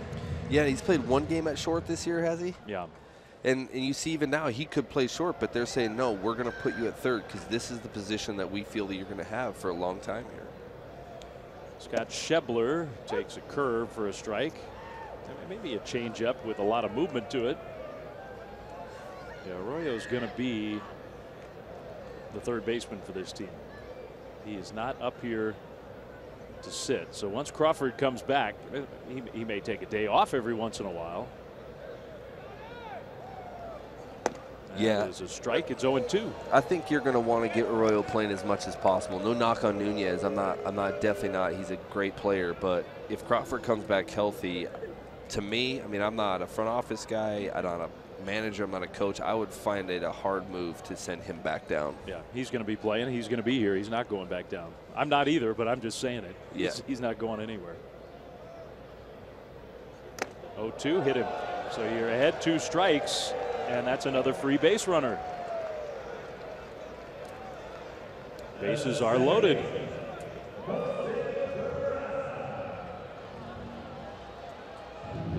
Same sort of situation with Cain, where Guerin's thrown 31 pitches. He may be running out of gas or whatever, but it's the 5th inning. First game of this series, first of many days in a row the Giants are going to be playing, and they are looking for some outs from Guerin, at least one more. Jose Peraza with the bases full, way outside.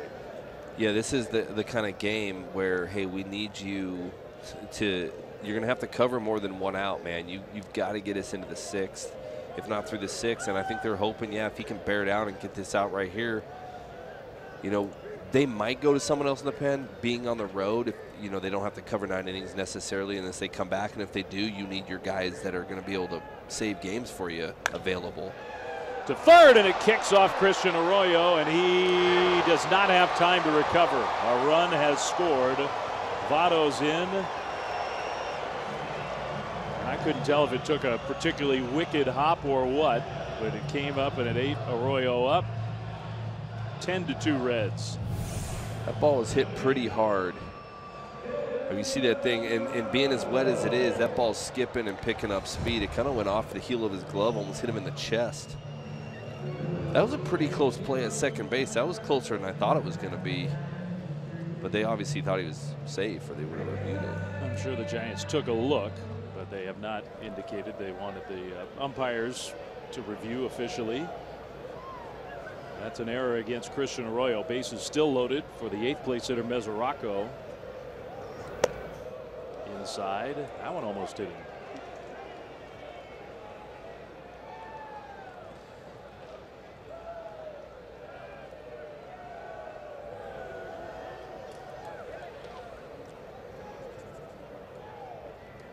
Mesoraco's 0 for 2 with a walk.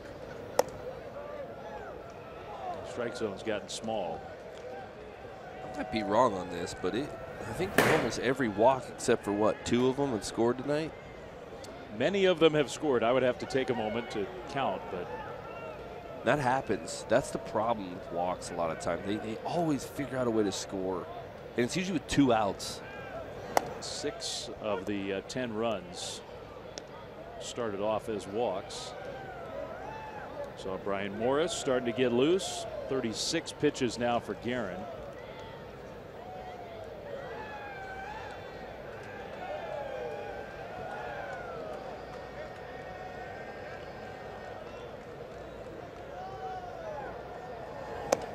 Ball 3. See, Guerin's doing almost the same thing as Matt's done a little bit tonight. He's just yanking his off speed to that side of the plate. You can, when guys don't feel real good, if they don't feel like their timing's real good, they try to force stuff in there and they yank it rather than trust it. And if you don't trust your pitches, it doesn't usually go over well for you. Mesoraco to shallow right. Panic being called off by Pence, who will make the catch for out number 3. Reds get 1 more. They lead 10-2 with Belt, Pence, and Posey coming up.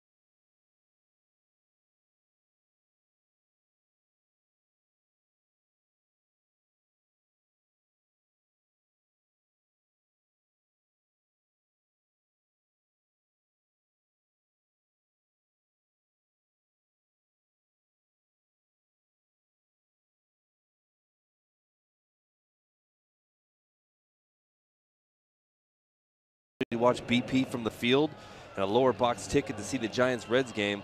Well, happy hour, Orange Friday on Friday, May 12th is for you. Go to visit sfgiants.com/happy hour for tickets. That sounds pretty fun. Have a little party before the game, watch batting practice from the field, get a seat on a Friday night at AT&T. It might be chilly on a Friday. It's not going to be this cold. It is chilly tonight in Cincinnati.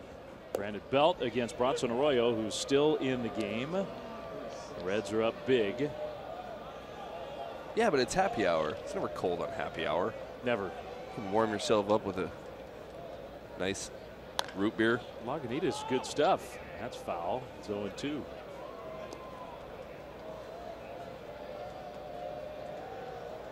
I went to their brewery, Lagunitas. It was awesome. They put me up in the where they originally did it, kind of like their clubhouse up there. Really cool little spot. Tasted a few of their things. Yeah, you find something you liked? Yeah, there's a couple things I liked. Okay. Blake Wood warming up in the Reds bullpen. Belt, who has walked and grounded out.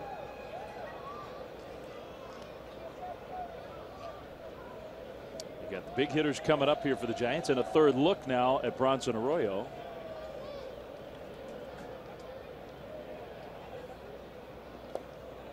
Curveball in. Belt's on base average for the year is up to .395. He's kind of a Joey Votto of, you know, he's not going to swing outside the strike zone. I know some people are probably wanting to hit more homers, but you got to throw him strikes, and he doesn't want to swing at balls that are not strikes.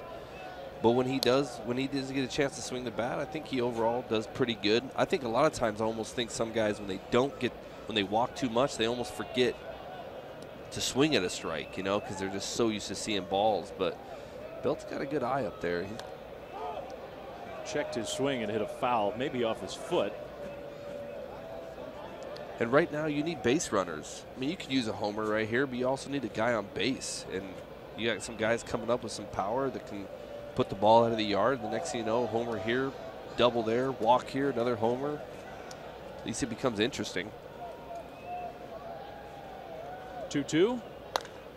That one way up there, but in the park. Schebler for out number 1. Not this time for Belt. I think he would hit a lot of home runs if this were his home park. I think there's several guys in this ball club that would hit a lot of home runs if this was his home ballpark. The guy on deck included. Pence up, Posey on deck, 10-2 Reds in the 6th. Hunter is 0 for 2 against Bronson Arroyo. He's only given up 4 hits. So he's pitched well.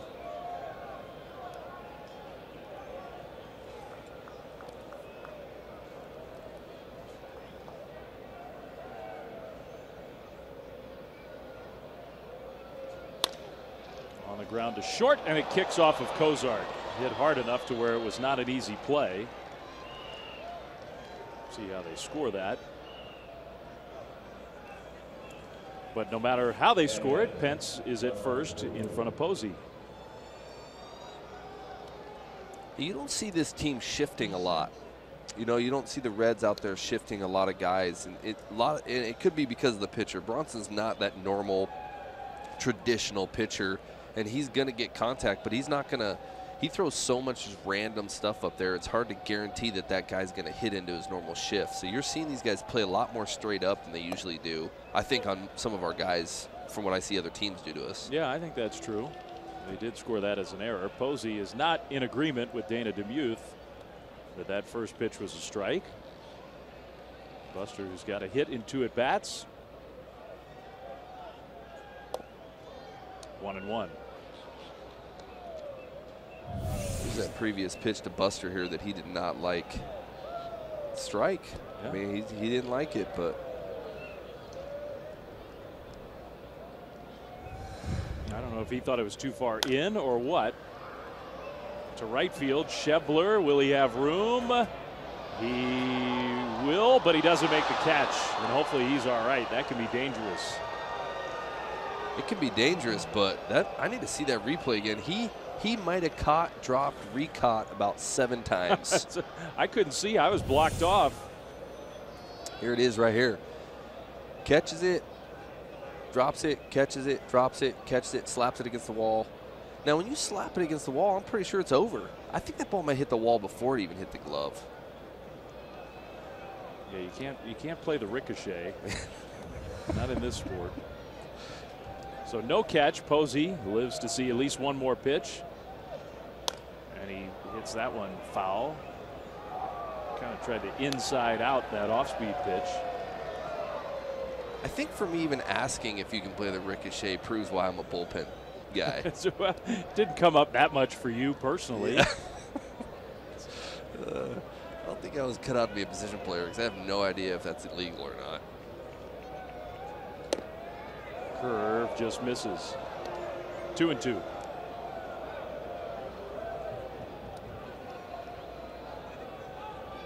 Pence at first, 1 out.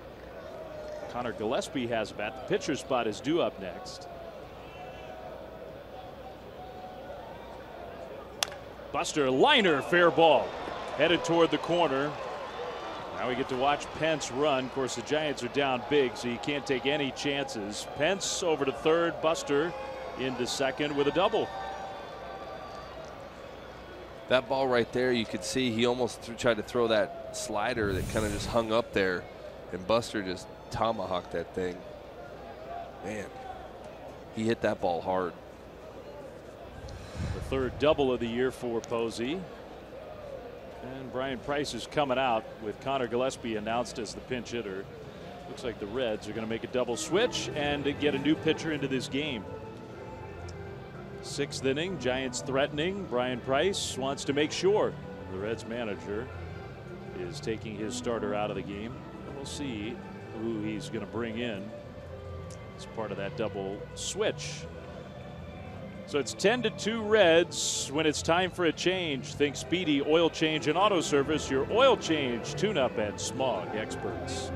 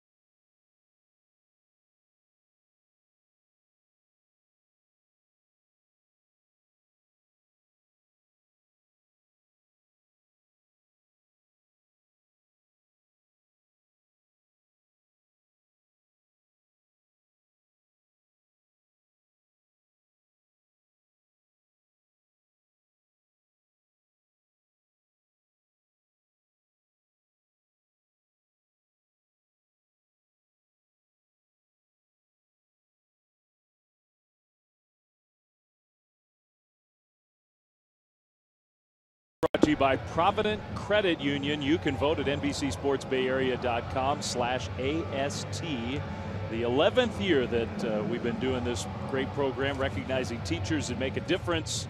The winner receives $20,000 for his or her school. So vote for your 2017 All-Star teacher. Giants have knocked the Reds starter out of the game. Bronson Arroyo is out with 2 on and 1 out. Here in the 6th inning, Blake Wood, the right-hander, takes over on the mound for Cincinnati. His 14th appearance of the year, a 4.63 ERA. Scooter Gennett into play second, part of the double switch. Wood takes over. Yeah, you're going to see a fastball slider splitter from this guy. He's got a complicated delivery. He's got turns and tilts. He hides the ball real well, but he has a hard time replicating. When you have this kind of a complicated delivery, you become very inconsistent.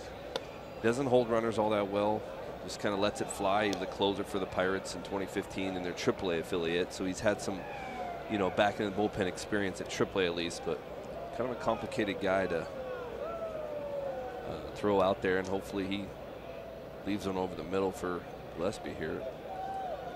Connor pinch hitting. Definitely a different style than Bronson Arroyo. That last one was 97 miles an hour. Our fast pitch brought to you by Xfinity, the fastest Wi-Fi at home and on the go. So maybe the fastest fastball from Arroyo was 87. This guy's first fastball was 97. Yeah, he reaches back and just lets it fly. See, he tilts right here. And Gillespie on the ground, right to short.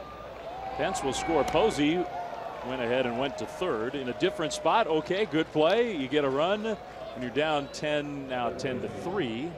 The Reds very happily take the out for the run. Be interested to see if this guy starts him out with a slider or if he goes to fastball. Arroyo's showing a lot of, he can hit a fastball. I mean, that's going to get around the league. I thought it got around. You saw the Dodgers kind of change it up on him a little bit, and if anything, they kind of went up on him. Be interesting to see with the velocity guy on the mound here how they pitch him. Runner at third, 2 down. Arroyo's hit the ball hard twice. That fastball is high. One thing for Christian, look, we know he's an aggressive hitter. He's never going to be taking a ton of walks. But he's only walked once, and teams are taking advantage of that aggression, getting him to chase. Chance to knock in a run. Strike one. 91 miles an hour with whatever that is, a hard slider. That's that hard slider. Yeah, his splitter is 85 to 88, so it's definitely a slider. But one thing I like about this kid is he's not in between swings. When he wants to swing, he's letting that bat head fly, man. He's getting it out there. 1-1 against the new pitcher Wood.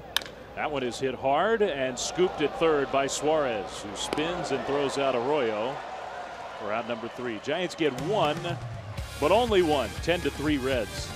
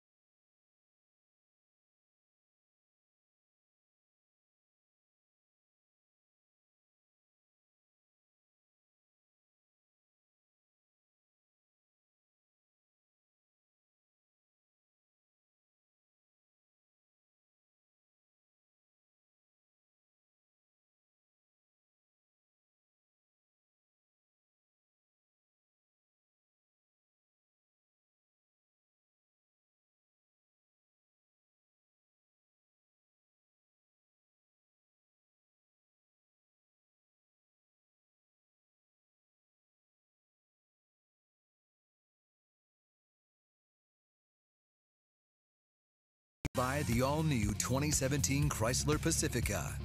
By AAA. Get a free Giants welcome mat. Restrictions apply. Go to AAA.com/Giants or to a AAA branch for details. By Southwest. Yes to low fares with nothing to hide. That's transparency. By State Farm. Combine auto and renters and see how much you can save. Talk to an agent today. By Heffernan Insurance Brokers. Insurance and financial services for you and your business. Visit hefins.com. And by Toyota, the full-line automaker with the longest-lasting vehicles in America. Toyota, let's go places. On a cool, wet night in Cincinnati, Dave Fleming, Jeremy Affelt here from the Great American Ballpark. Reds lead 10-3. When it's time for a change, think Speedy Oil Change and Auto Service, your oil change tune-up. And smog experts, Brian Morris will make his second appearance with the Giants. Just coming off the DL, you know, he have probably his best appearance there in LA, but you know, sometimes they come off the DL, they're still feeling for it. It doesn't matter what they feel in rehab, you're still feeling for it and getting your feet wet. He's got good stuff. He's got good movement. He's got a good fastball. Obviously, you know most of it from what he did with the Marlins, but he was a pretty good pitcher with the Pirates too, and he knows what he's doing, and I think he can be effective for this ball club as soon as he gets settled in. First at bat of the game for Scooter Gennett. He came on the double switch. Well, the Giants really liked what they saw from Brian Morris in spring training, and then he got hurt. It was like a workout injury. He was doing some drills, or maybe throwing a live batting practice, got hit on the foot. Yeah, so I was actually watching his live batting practice when it happened, and he didn't want the L screen in front of him. And I always said, hey, it's live BP. Just put the L screen in front of you. Who cares? But that's what the risk is if you don't put an L screen in front of you. That can happen. It cost him big time. So now he's back and healthy and trying to help a Giants bullpen that has been beat up a little bit this year. And not really with injuries, although I think they definitely miss Will Smith. Yeah, but they do. I think Oakert's filled in pretty good, right? You know. By the way, that was a great scud he just threw last pitch. It's a kind of a classic throwback. Kind of like this guy. Yeah, Oakert had his best series of his Giants career in LA. 2 tremendous outings. Yeah, I like him. He's really calm out there, and he feels. I feel like when he gets the ball, good things are going to happen. 3-1 to Jeanette. There's a strike. Well, they need, and Josh Osich is here now also to be a second lefty, but now that Ty Block is a starter. He faced teams, the Reds qualify with Votto, but especially like the Dodgers, who have so many left-handed hitters. That's ball 4. Another walk issued by the Giants. Man, that's 9 walks given up in this game, plus a hit batter. You go to New York, and you got left-handed hitters who are good. Jay Bruce, Curtis Granderson, Michael Conforto, others.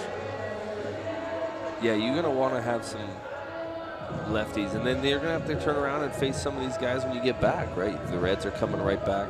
Dodgers will be back in. Dodgers are the ultimate team where you have to have left-handers. Billy Hamilton, he's sort of tortured the Giants tonight, and he's perhaps done it again. Yeah, Gorky's made an effort. It gets by him. It gets by Belt. Goes all the way to the wall. And Billy Hamilton may come around and score. They're going to stop him at third. Nunez relayed it back in. A run is home. Another walk has come across. And Billy Hamilton has himself a triple. Yeah, he's fast. You see that ball was out over the plate. He just kind of went with it. It kind of looked like it beat him a little bit, but it was just this route. See, the ball tails away from the outfielder, and it's not tailing to you. And the ball tails away, making a dive like that, is a risk. If you don't keep the ball in front of you with this guy running around the bags, you get what you got right there, and that's a stand-up triple. Almost thinking he wanted to go for it. Different spot, different score. Maybe he would. There's Cozart. Infield is back. Yeah, you might have got a head tilt from a few of the pitchers if you would have tried to go home right there. I don't think it's the right time to do that. But and it's probably why Hernandez may. I don't think Gorkys tries to make a diving catch if it's a one-run game or a closer game. Maybe you figure, hey, it's 10-3 already. Why not? Try to make a hero play. And he's trying to help you out, man. Yeah. And these guys feel it. You know, like the position players don't like watching their pitching staff struggle like this. They're trying to help you out. That's what they're out there for. And he's just tried his best to hopefully save a run, and it didn't work out. Cozart takes a ball. Well, there is a certain situation where it's a big mistake to take a gamble and not come away with an out. But I have to think that in almost every other spot, if you're a pitcher, a guy makes an effort and doesn't make the play, it's hard to blame him. Yeah, you tip your hat. See, this ball's tailing the other way. No chance for a dive. Maybe another extra base hit and another run. Cozart knocks in Hamilton. 12-3.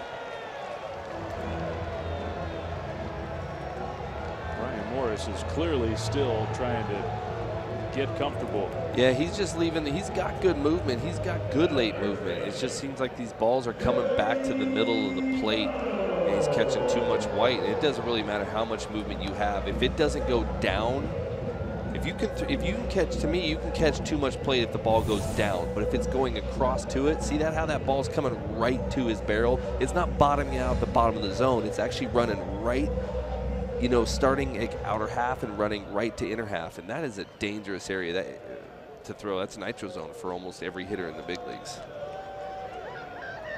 Runner at second, still nobody out for Votto. Ball 1. I mean, this is 14 hits, 9 walks, and a hit batter. That's 24 base runners in 5+ innings. Yeah, and they've left 10 of them on base even. I mean, yeah, they've scored 12 and they've left 10. I cannot remember. I mean, we've had some ugly games over the years at Coors or whatever. That one is on the ground. Pretty good play by Posey on a kind of a weird hop. That's the first out here in the 6th. Yeah, these kind of games for a pitching staff. It's you're really truly grinding it out. You feel like when you come in as a pitcher, you're coming into an offense that feels really confident for whatever reason. It's not a good day, and none of these guys are trying to do this. Everybody's frustrated. It's almost like a nightmare that you just want to end, you know. But you got to go, like you said, you got to go through 9 innings. It's a 27-out game, and you got to keep going after it. You got to grind it out. You got to play almost games with yourself, like, okay, what can I do to throw up a 0 here? How many pitches can I do it in? And try to focus on that rather than the score. Adam Duvall, who went 0 for 2 to start the game, since then has a single and a double and has scored a run. So he's 2 for 4.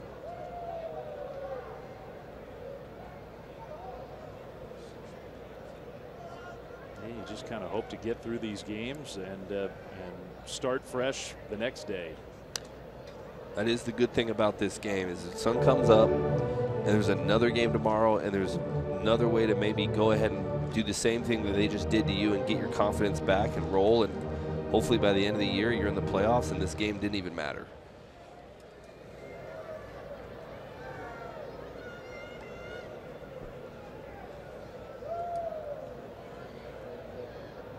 Brian Morris. Did he swing? Yes, he did.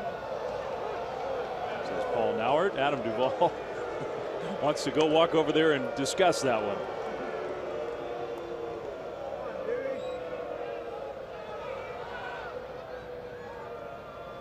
I think Adam's thinking that's a I want to go home call. Yeah, but you know what? You finish your swing like that. A lot of umpires would say you swung. Like you go down to your knee, stopping your swing. I'm saying you had an intent to swing at that ball. Skies that one to right center. Pence, Hernandez, who's going to take it. Gorkis, and they will not tag. 2 down.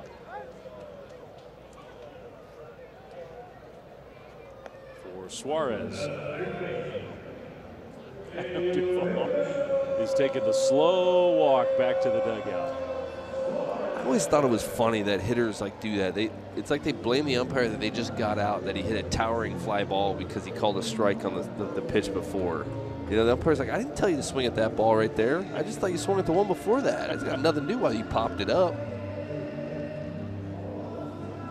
Adam would argue, but yeah, probably. I take a different swing if I want to know. 2 down for Suarez. Big part of this game for the Reds. 3 for 4.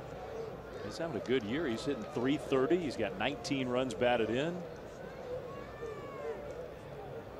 Yeah, the middle part of this order is and the Giants knew that. With just talking to Bochy earlier before he came up here, you know, he said we have to pitch against these guys. These guys can hit.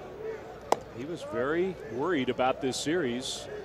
Not that his team wasn't going to take the Reds seriously. When you're 11-18, you're taking everybody seriously, but the Reds are a quiet, good offensive team so far. Yeah, they just have starting pitching chaos. I mean, when you have a starting pitching chaos, it's tough to win. If you have, it doesn't matter what your offense does. If you don't have pitching that's consistent and you know it's going to be out there every 5 days, it gets pretty tough for teams to win. Even with that, the starting rotation that you're right has been in flux. They're 14-14. They've won games against some good teams. But you know you have Chicago in your division. You have St. Louis in your division. You have teams that are. Won't be easy for the Reds, but for now they're playing pretty well. Morris gets the strikeout. Kipe's going to come back and join Jeremy here on the TV side. It is 12-3 Reds.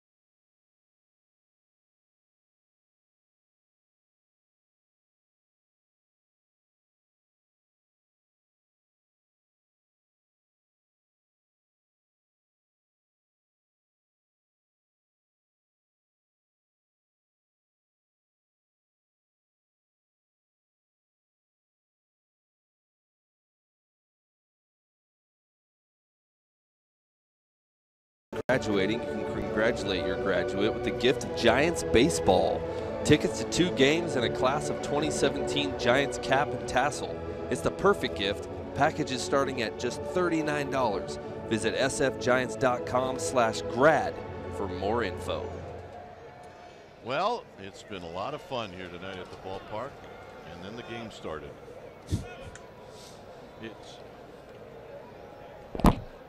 It never really started off well in the first place.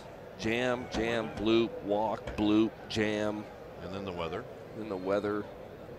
So here's Nunez. Nunez facing Wood. You talk about a contrast in style. Wood and Arroyo. One at 86, one at 96. And Wood is telling you he's throwing 96 from about right now in his delivery. He reaches back. And that has been the scouting report on him. He cannot repeat that delivery, and that makes his pitches basically unrepeatable, which means there's no idea where it's going. You see his release point's off. I think that was actually a slider that he just threw. When you throw a slider, when you open up, throw a slider, try to throw a slider that hard with that kind of delivery, you're going to probably throw a lot of those balls right there that back up and almost hit guys in the head.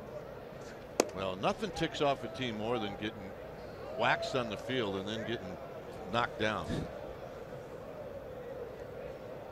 And a guy like DeMuth, he's not going to give that to you. He's not giving much of anything, so he's not going to give you that. And the walk. So Nunez saying, you know what, I'm kind of happy to get out of here. So here's Gorkis Hernandez.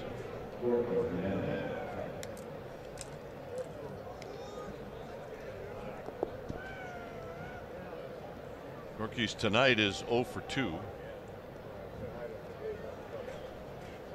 It's a 10, or make that a 12-3 lead for the Reds. And there's a called strike.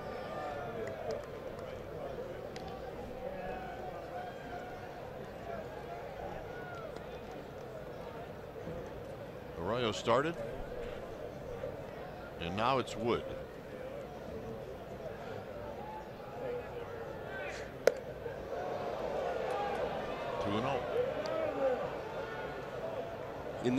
You'll see in that delivery, the reason why it makes it so hard to repeat is when you drop and you have all that movement with your upper half, it's really hard to get that arm back over the top and release at the same time. And so when you got a lot of tilting and ducking and chucking, you get hitters wanting to do the same thing. So Gorkis goes right back up the middle. And now Hundley's going to hit.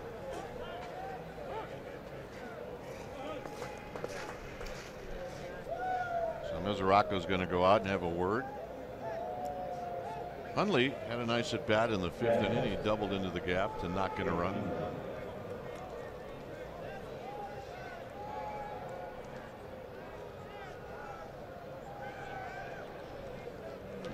They announce over 22,000 here tonight. Maybe 2,200, but I mean, maybe the season ticket holders, I guess. But there's 22,000 open seats. I can guarantee you that. Okay. You think? Yeah. Here's Hundley. Hundley takes a call strike. And, you know, there is a concert afterward. There's fireworks. Concert's going to be electric. A lot of noises here. There'll be a lot of noises here. It's no balls and 1 strike. And Hundley takes a strike. It's 0-2. So Hundley's going, what happened to the guy that couldn't throw strikes? He's throwing them to me.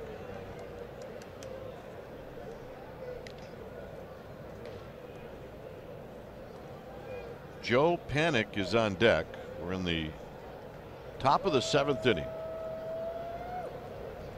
Hernandez and Nunez with their leads, and there's a healthy rip and a foul straight back on a 97-mile-an-hour fastball.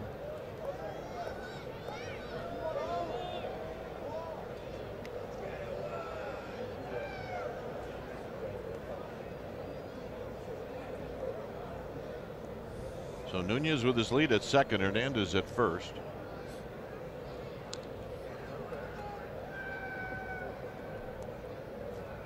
It's almost kind of as a hitter, you almost want to be like, I'm gonna, win or lose, I'm gonna try to get something right here. Like Tapped on the ground, foul. One thing I do appreciate what I've been seeing from the Giants hitters tonight is I don't think I've really seen a lot of at-bats that they've just given up. They haven't given away a lot of at-bats. They have been doing their best to attack. They've been staying aggressive. And that's a positive sign in a game like this when you can still see your offense go up there and give their best at-bats. And it hasn't been working out, but they're still being aggressive up there. Here's another 0-2 pitch to Hundley. And it's not close. 1-2. I think sometimes you can just automatically carry it over into tomorrow.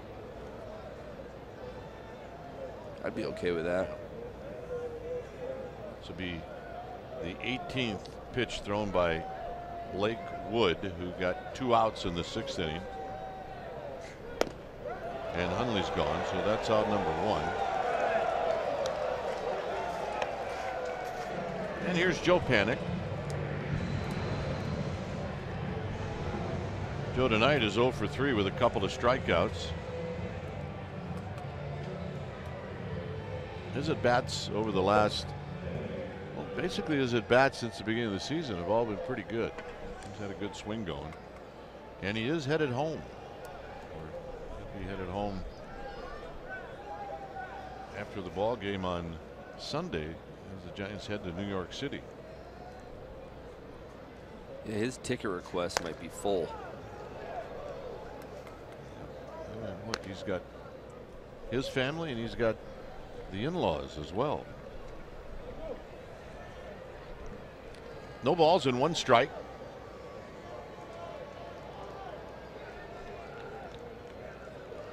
Belt is on deck. We're in the 7th inning. Is Blake Wood is going after Joe Panic with 1 out. Double play ball. It'll go 6. It'll go 4, and it'll go 3. And that'll end the inning. Bottom of the 7th coming up. It's 12-3 Cincinnati.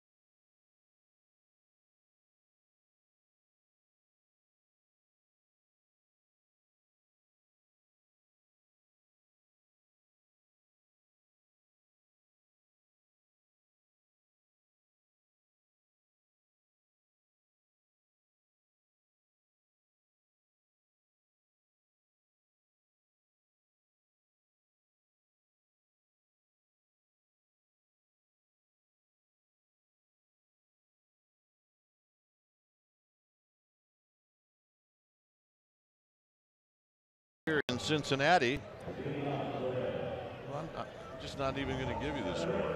When it's time for a change, think Speedy Oil Change and Auto Service, your oil change tune-up in small experts. There we have Josh Osich. And you see his numbers, and he's facing Scott Schebler, and there's a pitch in the dirt and a half swing, and it's 0-1. So the Giants have issued, what did I say, 9 walks? I think we're at 9 now. We might be in 10, but I think we're at 9.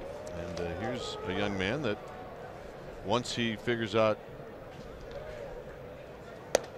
the ability to throw strikes all the time, he's going to be really good. That's Josh Osich. And the Giants like this kid. You know, his numbers in AAA weren't obviously that stellar, but sometimes that doesn't always correlate to up here. But they like his velocity. They like, you know, they're looking for him to return to that changeup form that he had a couple years ago in 2015, where he was just throwing Mickey Mouse changeups with that velocity. But you know what? They want him up here. They want him facing big league hitters, and they think he can add value to the club long term. Lefty that throws hard.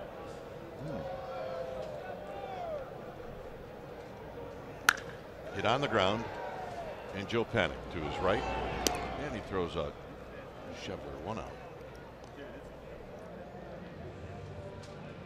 And he throws an occasional scud, which I'm kind of all for, you know. Absolutely. So leadoff hitters on for the Reds, and as you see, Stubbs is now in center field. Former Red, played a lot of years here. See, Gorkis is now in right field.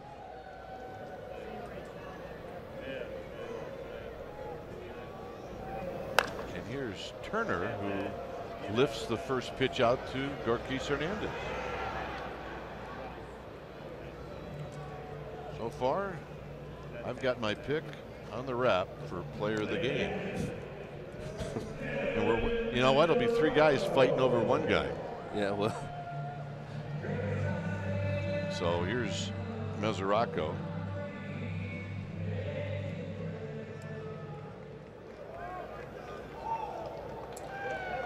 So Mesoraco takes a pitch high. He's talking about the Reds getting their leadoff hitter on to lead off an inning.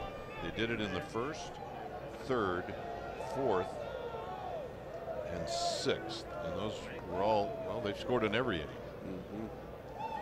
I think I just saw a curveball from Osich, which I didn't know he was throwing a curveball now, but we have a bird in here. It almost hit you right in the dome. Okay, sorry I'm interrupting, but it's literally on our TV right here behind us. Watch out. Come on. I'm telling you, that's not a pet bird. It's a scared bird. There's a pitch high to Osich, or Osich throwing it to Mesoraco.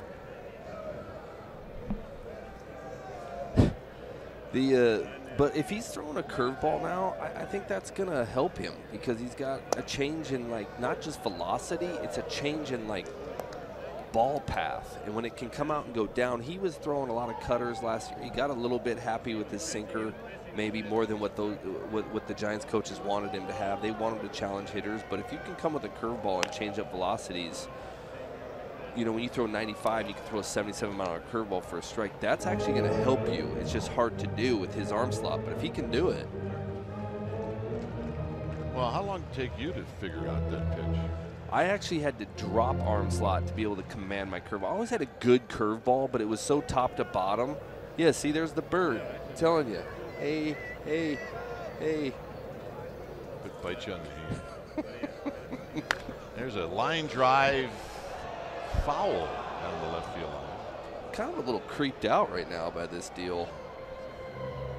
The Birds looking at the Hall of Famer, Marty Brenneman. He's thinking, how the heck did that guy make it into the Hall of Fame?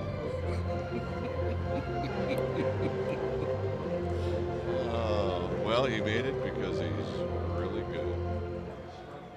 Marty's looking back at it like, were you looking at me? 3-2.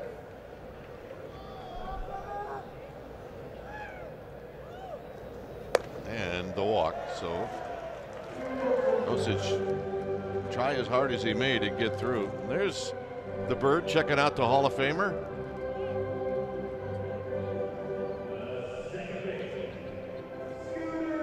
Actually, it's the Hall of Famer checking out the Bird.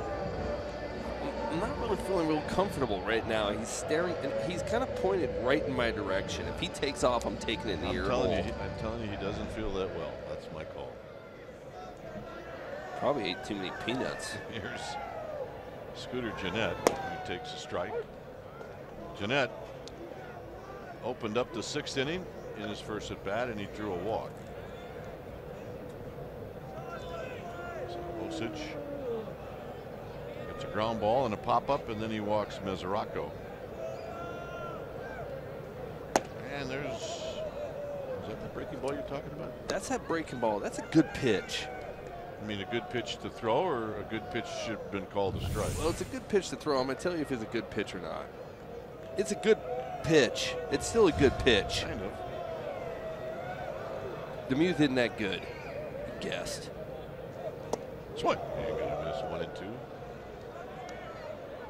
But he, but that curveball, even if you miss like that, then coming back in there with that fastball velocity causes those kind of swings, because now that fastball, you almost throw it in that same area, and he just saw a pitch. Whether he took it or not, it's fine, but he saw that area, and it looked good. It's like chocolate mousse, It's that looks so good but so bad for you. And Osich can throw some chocolate mousse at you. Yes, he can. He's not a guy you'd want to arm wrestle.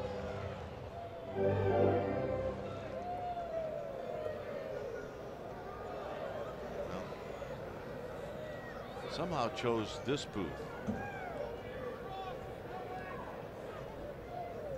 Well, Marty, you can't choose Marty's booth. His windows are closed. Curveball, and he got him. So Osich keeps the Reds from scoring here in the 7th. Checking out the Hall of Famer.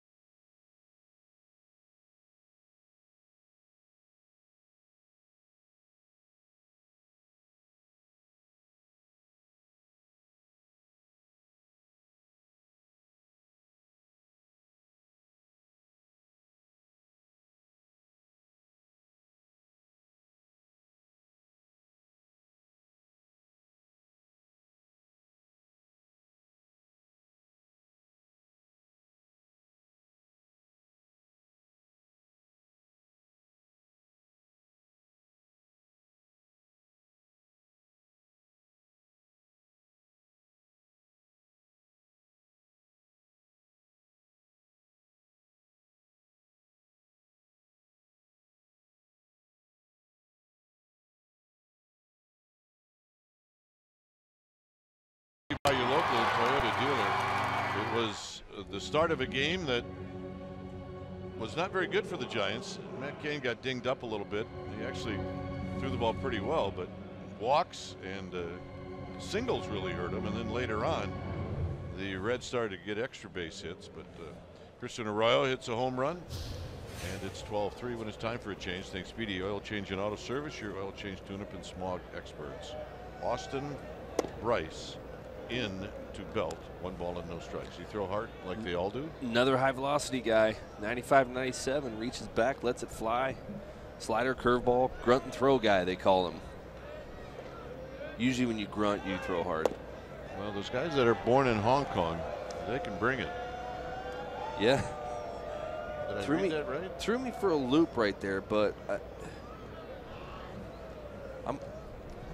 I'm taking your word for it. I'm not even going to try. I saw it on the graphic. Here's the 1-1 pitch to Belt, and Belt's going to have to get it going. It's 2 balls and 1 strike. Big, strong lower half guy, though. You can tell Quadzilla out there. He's going to throw hard. Usually the guys with big quads throw hard. control issues like the other guy, though. Yep. There's a swing and a miss. 2-2. Is that where Lopez got his velocity from? His quads? Yeah, that guy, he could squat. I mean, he 2-2. He did. I mean, he did all his extra squats. He went out there and he lit up the radar gun. In tight to Belt, it's 3-2. Well, the thing that I loved about Javi is he never claimed that he ever threw hard. No, he's pretty athletic out there. There's only one moment that he wasn't, when he did a face plant, but you called him out for that. But running out to warm up. But he's probably, I'd say, the most athletic pitcher I've played with, other than myself. But Belt on a check swing, he's gone. All right, off of Lopez and on to the Giants and the Reds tomorrow. Hour-long pregame live is going to start at 3. We'll have the game for you right at the top of the hour on NBC Sports Bay Area. And then if you want to check out Alex Pavlovich, go to NBCSportsBayArea.com, where he will write a note or two. Here's Stubbs. Pretty impressive that a guy that has this kind of velocity throws from that arm angle, though. Kind of a slinger. He kind of just slings it up there, but it does come out of his hand pretty good. Funky arm slot, tough on righties. Well, I mean, look, Mike and I say it all the time. It's nothing anybody would disagree with, but it's hard to teach 97. Yeah, it's natural. Like, you're just born with thunderbolts in your arm. I mean, there's just, But more guys are being born with it. Yeah, it seems like it. Well, and obviously this guy squats a lot, so that helps. It's high to Stubbs. It's 1-2. There's Hunter Strickland. He's going to get an inning of work in. Speaking of squatting, he can do some squats. Well, you're right. He does have an awkward motion. It's 2-2. Yeah, it's kind of a a lot of times power guys too, they have like what their last guy had, where he kind of reaches back, tilts, or he kind of has a really aggressive stride. Everything looks pretty, he's almost stiff. He doesn't have a real long slide, but then he just kind of, he's all arm going up there, which can be potential in my opinion when you throw that kind of velocity and you're all arm like that. And he's a strong kid, but man, you can have arm injuries when you throw like that, throwing that hard especially. Here's the payoff. He got him.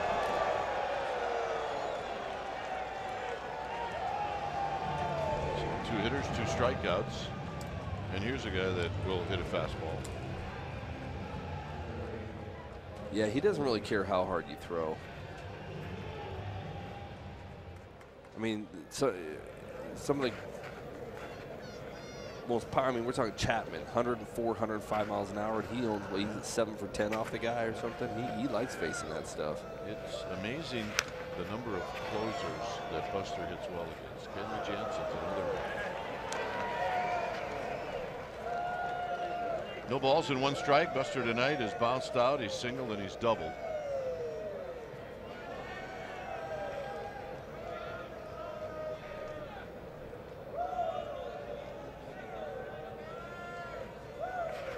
There's a breaking ball that misses. I think the one thing also about Buster Posey is if he is guessing fastball, and a guy that has a good fastball is going to throw a lot of them. Buster's going to win his share of the battles. And a base hit. Like you were saying. So 3 hits tonight for Buster Posey. And that'll bring up Kelby Tomlinson. I mean, he's just a professional player in general, but especially a hitter.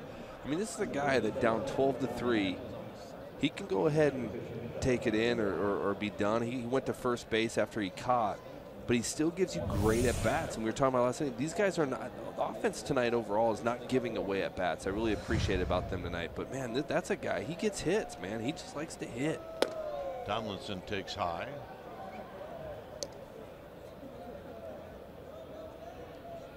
On deck is Christian Arroyo. We're in the 8th inning. Long rain delay. and then a lot of hits.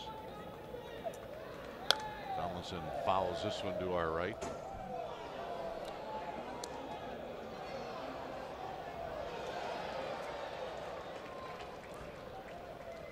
One ball and one strike.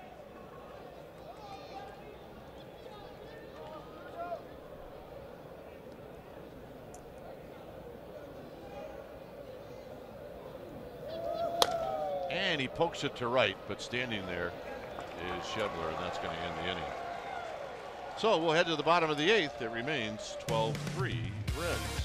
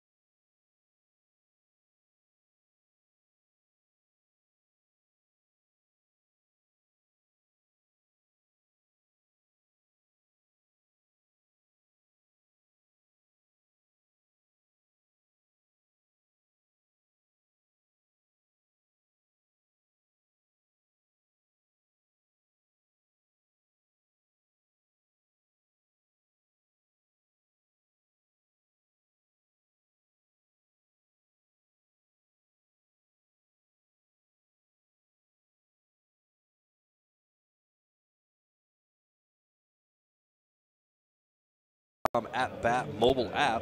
Stay connected to the game's best players all season long with Game Day, live game video highlights, radio broadcasts, stats, news, and more. Download MLB.com at Bat today. It's your #1 app for live baseball.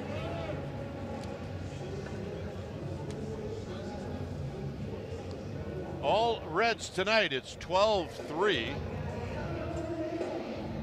And the Giants are going to send out Hunter Strickland, one of your bullpen mates. Hunter, I saw him in the clubhouse today. He's a little Joe Dirtish to me now. Really? If you see him with his hat off, yeah, he has a little Joe Dirt feel. Well, he's a new dad. I mean, you gotta clean it up, don't you? I don't know if he cleaned it up though. He's got, a mullet shaved in. He's got some lines shaved in. He's just Joe Dirt to me. He looks mad. It seems like Hamilton has hit every inning as he stands in and he takes a ball. 1 ball and no strikes.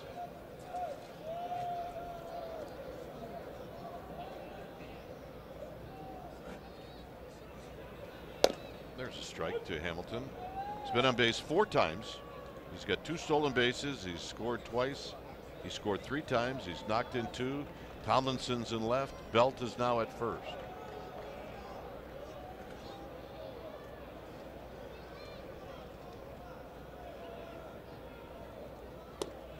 And a breaking ball to make it 1-2.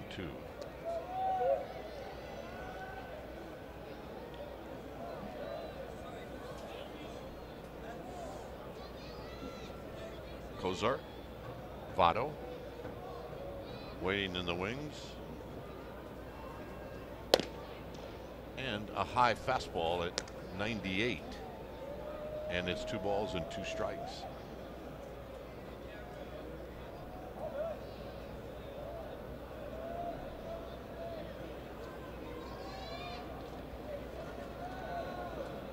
So Strickland replaces Osage. Here's the pitch. In the dirt, it's 3-2. So Strickland knows the deal. Although the one thing you got going for him, the Reds have such a big lead, Hamilton's not going to run. No, but the game plan is to keep this guy off the base paths, and we want to try to do that. Right now he's been on the base every time, like you said, except for one time tonight. And these guys have all been talking about it down the bullpen too. Quit walking guys, pound the zone. They've been talking. Come in sometimes it's just one of those nights where you find yourself 3-2 and you don't want to be. And it's lined into right field, a base hit.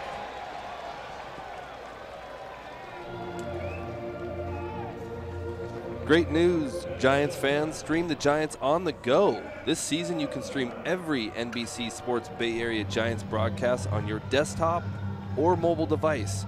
Giants games streamed on the go on the NBC Sports app. Get it today.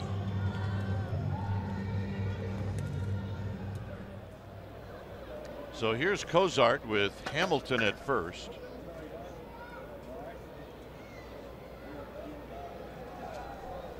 Cozart, 2 hits tonight. Reds have 15. And he takes a strike, and it's 0-1.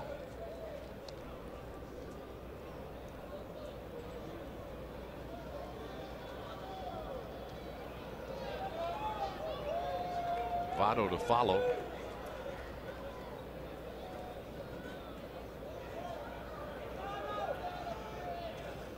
And Strickland to Cozart, and he pops this one back and out of play. I'm feeling really bad for the band tonight. Yeah, because they may be playing in front of an empty stadium. And if they were scheduled to play on Cinco de Mayo, they're not playing on Cinco de Mayo. Playing on the 6th of May.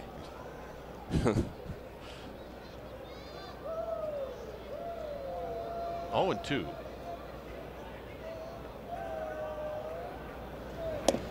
Got him. So Cain has had it. Well, I wish he'd had it in first, second, third innings. I was not putting it on a tee for you. I was not doing that. That was not intentional. As here's Votto. The game moves a lot better if there are more strikes called. And I'm not talking about laughable strikes. Yeah. Swing the bat. I'm just talking about strikes where hitters will go, yeah, okay, that was close enough. There's a pitch inside. 1 ball and no strikes.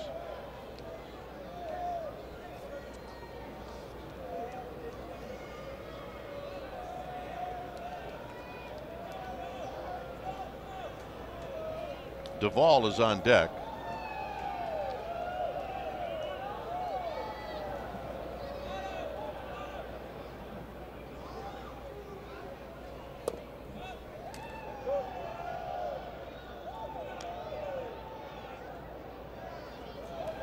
So it's 2-0.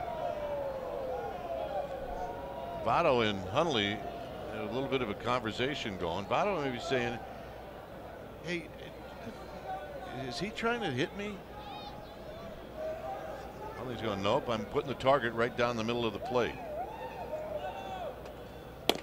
And it's high, so it's 3-0.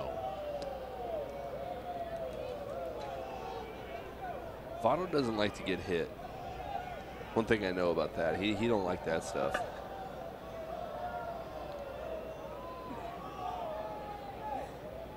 Sometimes Strick, when he steps across his body, he tends to yank that ball into lefties. So that's ball 4.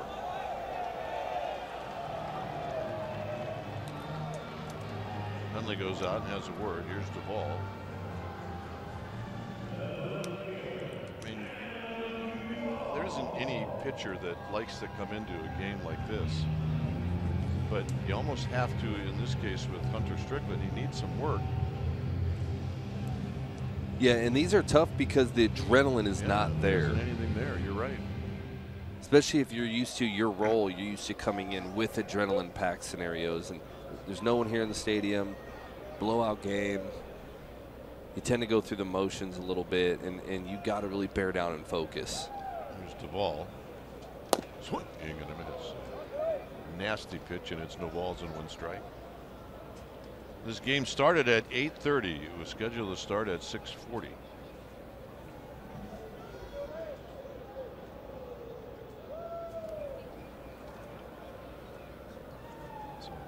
tidy hour and 50-minute rain delay. 20, you're going to miss, nothing in 2. There's a little challenge. You like to see it. You like to see the hitter get after it. You like to see the pitcher throw it. Good old power for power matchup here. And you know what? You might see it again.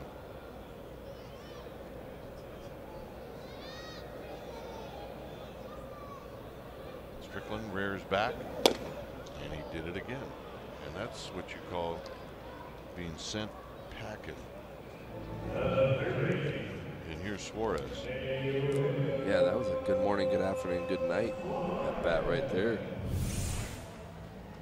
See these pitches here, he just challenges him except for the first pitch. That first pitch curveball allowed him to go ahead 97-97, where Duvall would be, he just started me off with a curveball. Now he's 0-2, he's coming back with it, and it was by him before he could even First pitch catch up to curveball it. is a pretty good pitch. It's a free strike a lot of times. Most guys don't like swinging at those. Suarez takes outside for a ball. It's 1-0.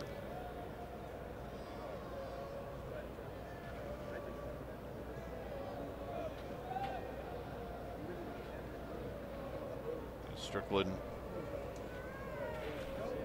trying to get a nice inning under his belt and then move on forward for tomorrow.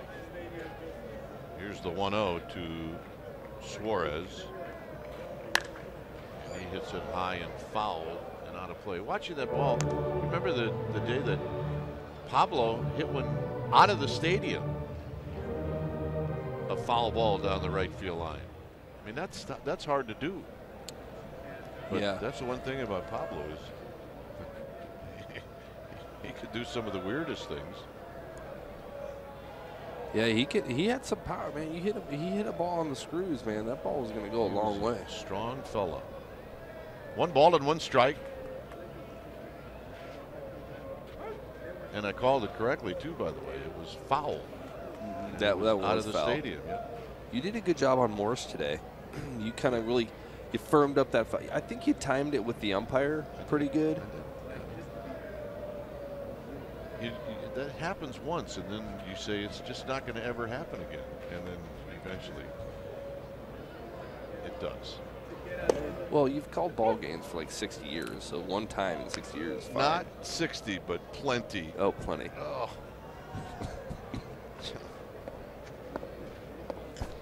It's 1 ball and 2 strikes to Eugenio Suarez. It's taken a lot for me not to say Eugenio Velez. Was with the Giants for a number of years. That's in tight 2-2. You were with Eugenio Velez, right? Yes, I was. Yep. Early. What, 09, 10 kind of? I believe it was. 2 balls, 2 strikes. Strickland trying to get the Giants off the field here in the 8th and get to the 9th.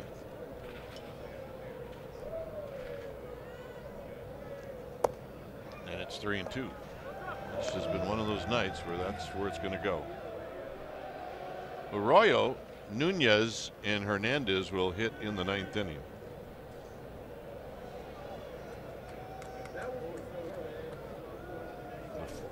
Many faithful have stayed.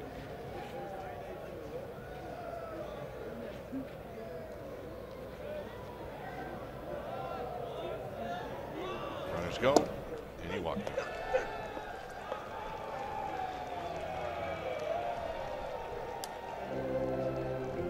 So here's Schebler.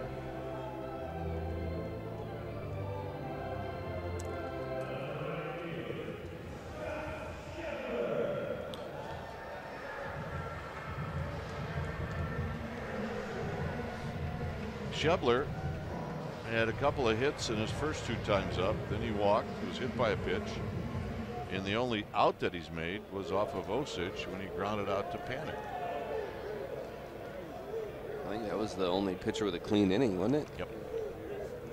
I guess so. Well, he walked a guy, didn't he? The Reds have had the bases loaded in the 1st, 2nd, 4th, 5th, and now here in the 8th. Yeah, when you look up on that scoreboard and you see 12 runs and 12 left on base, and that's not even including this inning, that's going to be a frustrating night. This is hit into right field, a base hit.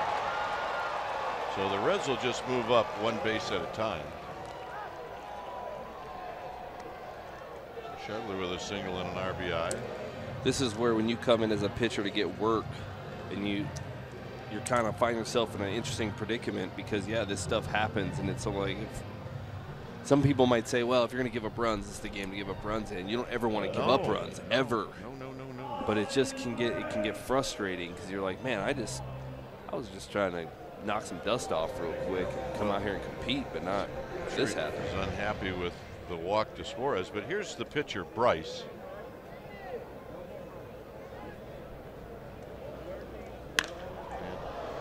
Bryce takes a rip and he hits it foul. Might have woke me up as a pitcher too. I wouldn't be expecting him on 97 to take a hack like that, but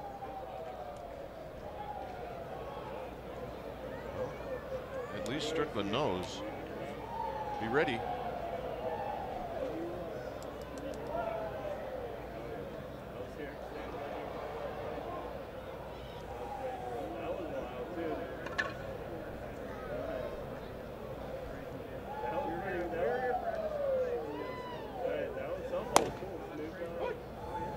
So 16 hits, 12 walks, and a hit batter. George Cantos is getting loose, so that's a lot of base runners. And that'll end the inning. For the Giants, it'll be Arroyo to lead things off as we head to the ninth.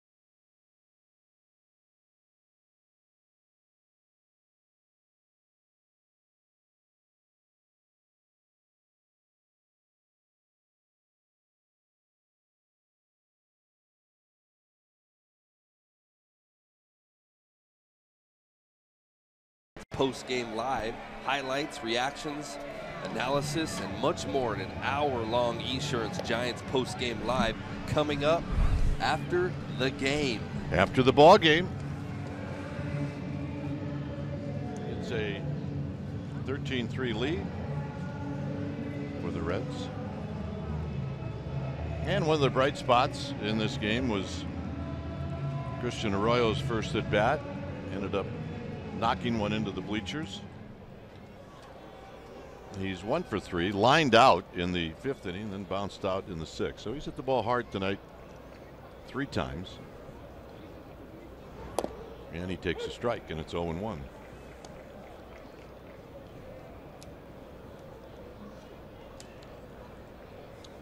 Nunez is on deck. Austin Bryce kind of slings that one, and it's 1 ball and 1 strike.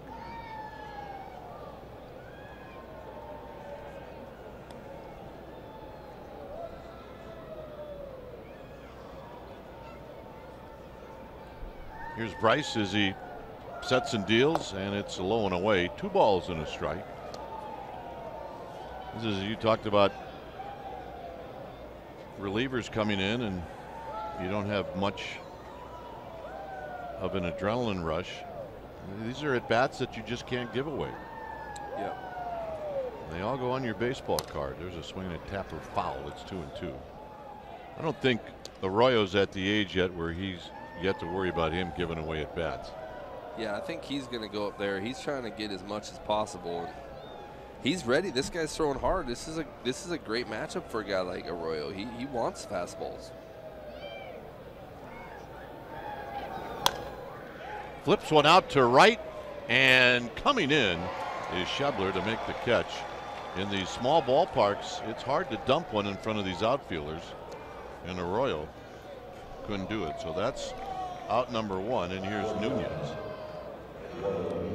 Well, these guys in the outfield here in this ballpark, they play here enough, and there's enough. You know, Hatcher over there, third base coach, great outfielder, works with the outfielders really, really well. He tells these guys, hey, if the ball's hit hard over your head in this ballpark, it's a homer or off the wall. So you can't rob that most of the time.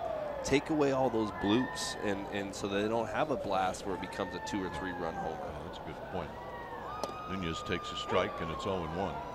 The difference is in Colorado, you really have the same philosophy if it's hit over your head, but the ballpark is so big that you can't close out the gaps that way. That's right. A lot of doubles and triples come from that. Tapper foul to Nunez. It's 0-2. Colorado, that's the biggest problem, though, is because that jam shot that might be a ball right to shortstop or second base or one of the infielders, or maybe they have to go back on it, now floats a little further and drops in front of the outfielders. It is. It's a nightmare. 0-2 to Nunez. Got him with a breaking ball. Pretty good one, too. So 2 outs, and here's Gorkys Hernandez.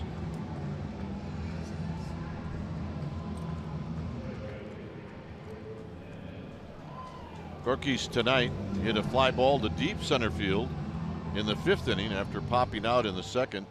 He did pick up a base hit in the 7th.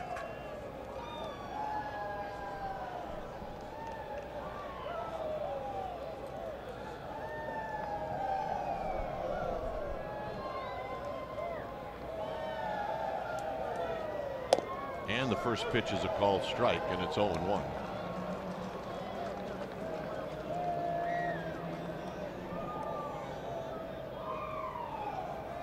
Hernandez just trying to get Hundley in at bat, and Hundley's on deck. And now it's 0-2.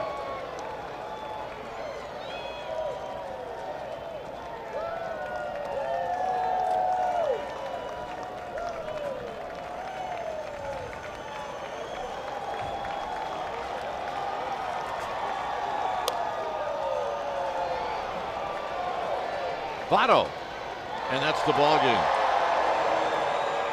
So on this rainy night here in Cincinnati, game 1 goes to the Reds. It does. It's a frustrating game, but that's what we talked about at the beginning of the game. There's too many walks. Take away the walks, take away a lot of those runs. So hopefully the Giants staff can come back in tomorrow and make an adjustment. That's it. Forget about this one. Another one tomorrow. The beauty of baseball is you got another one tomorrow. As the fireworks go off, we're going to tell you, if you don't know, the final score. The Reds 13 and the Giants 3. Stay tuned. Esurance Giants postgame live. That's going to start right now.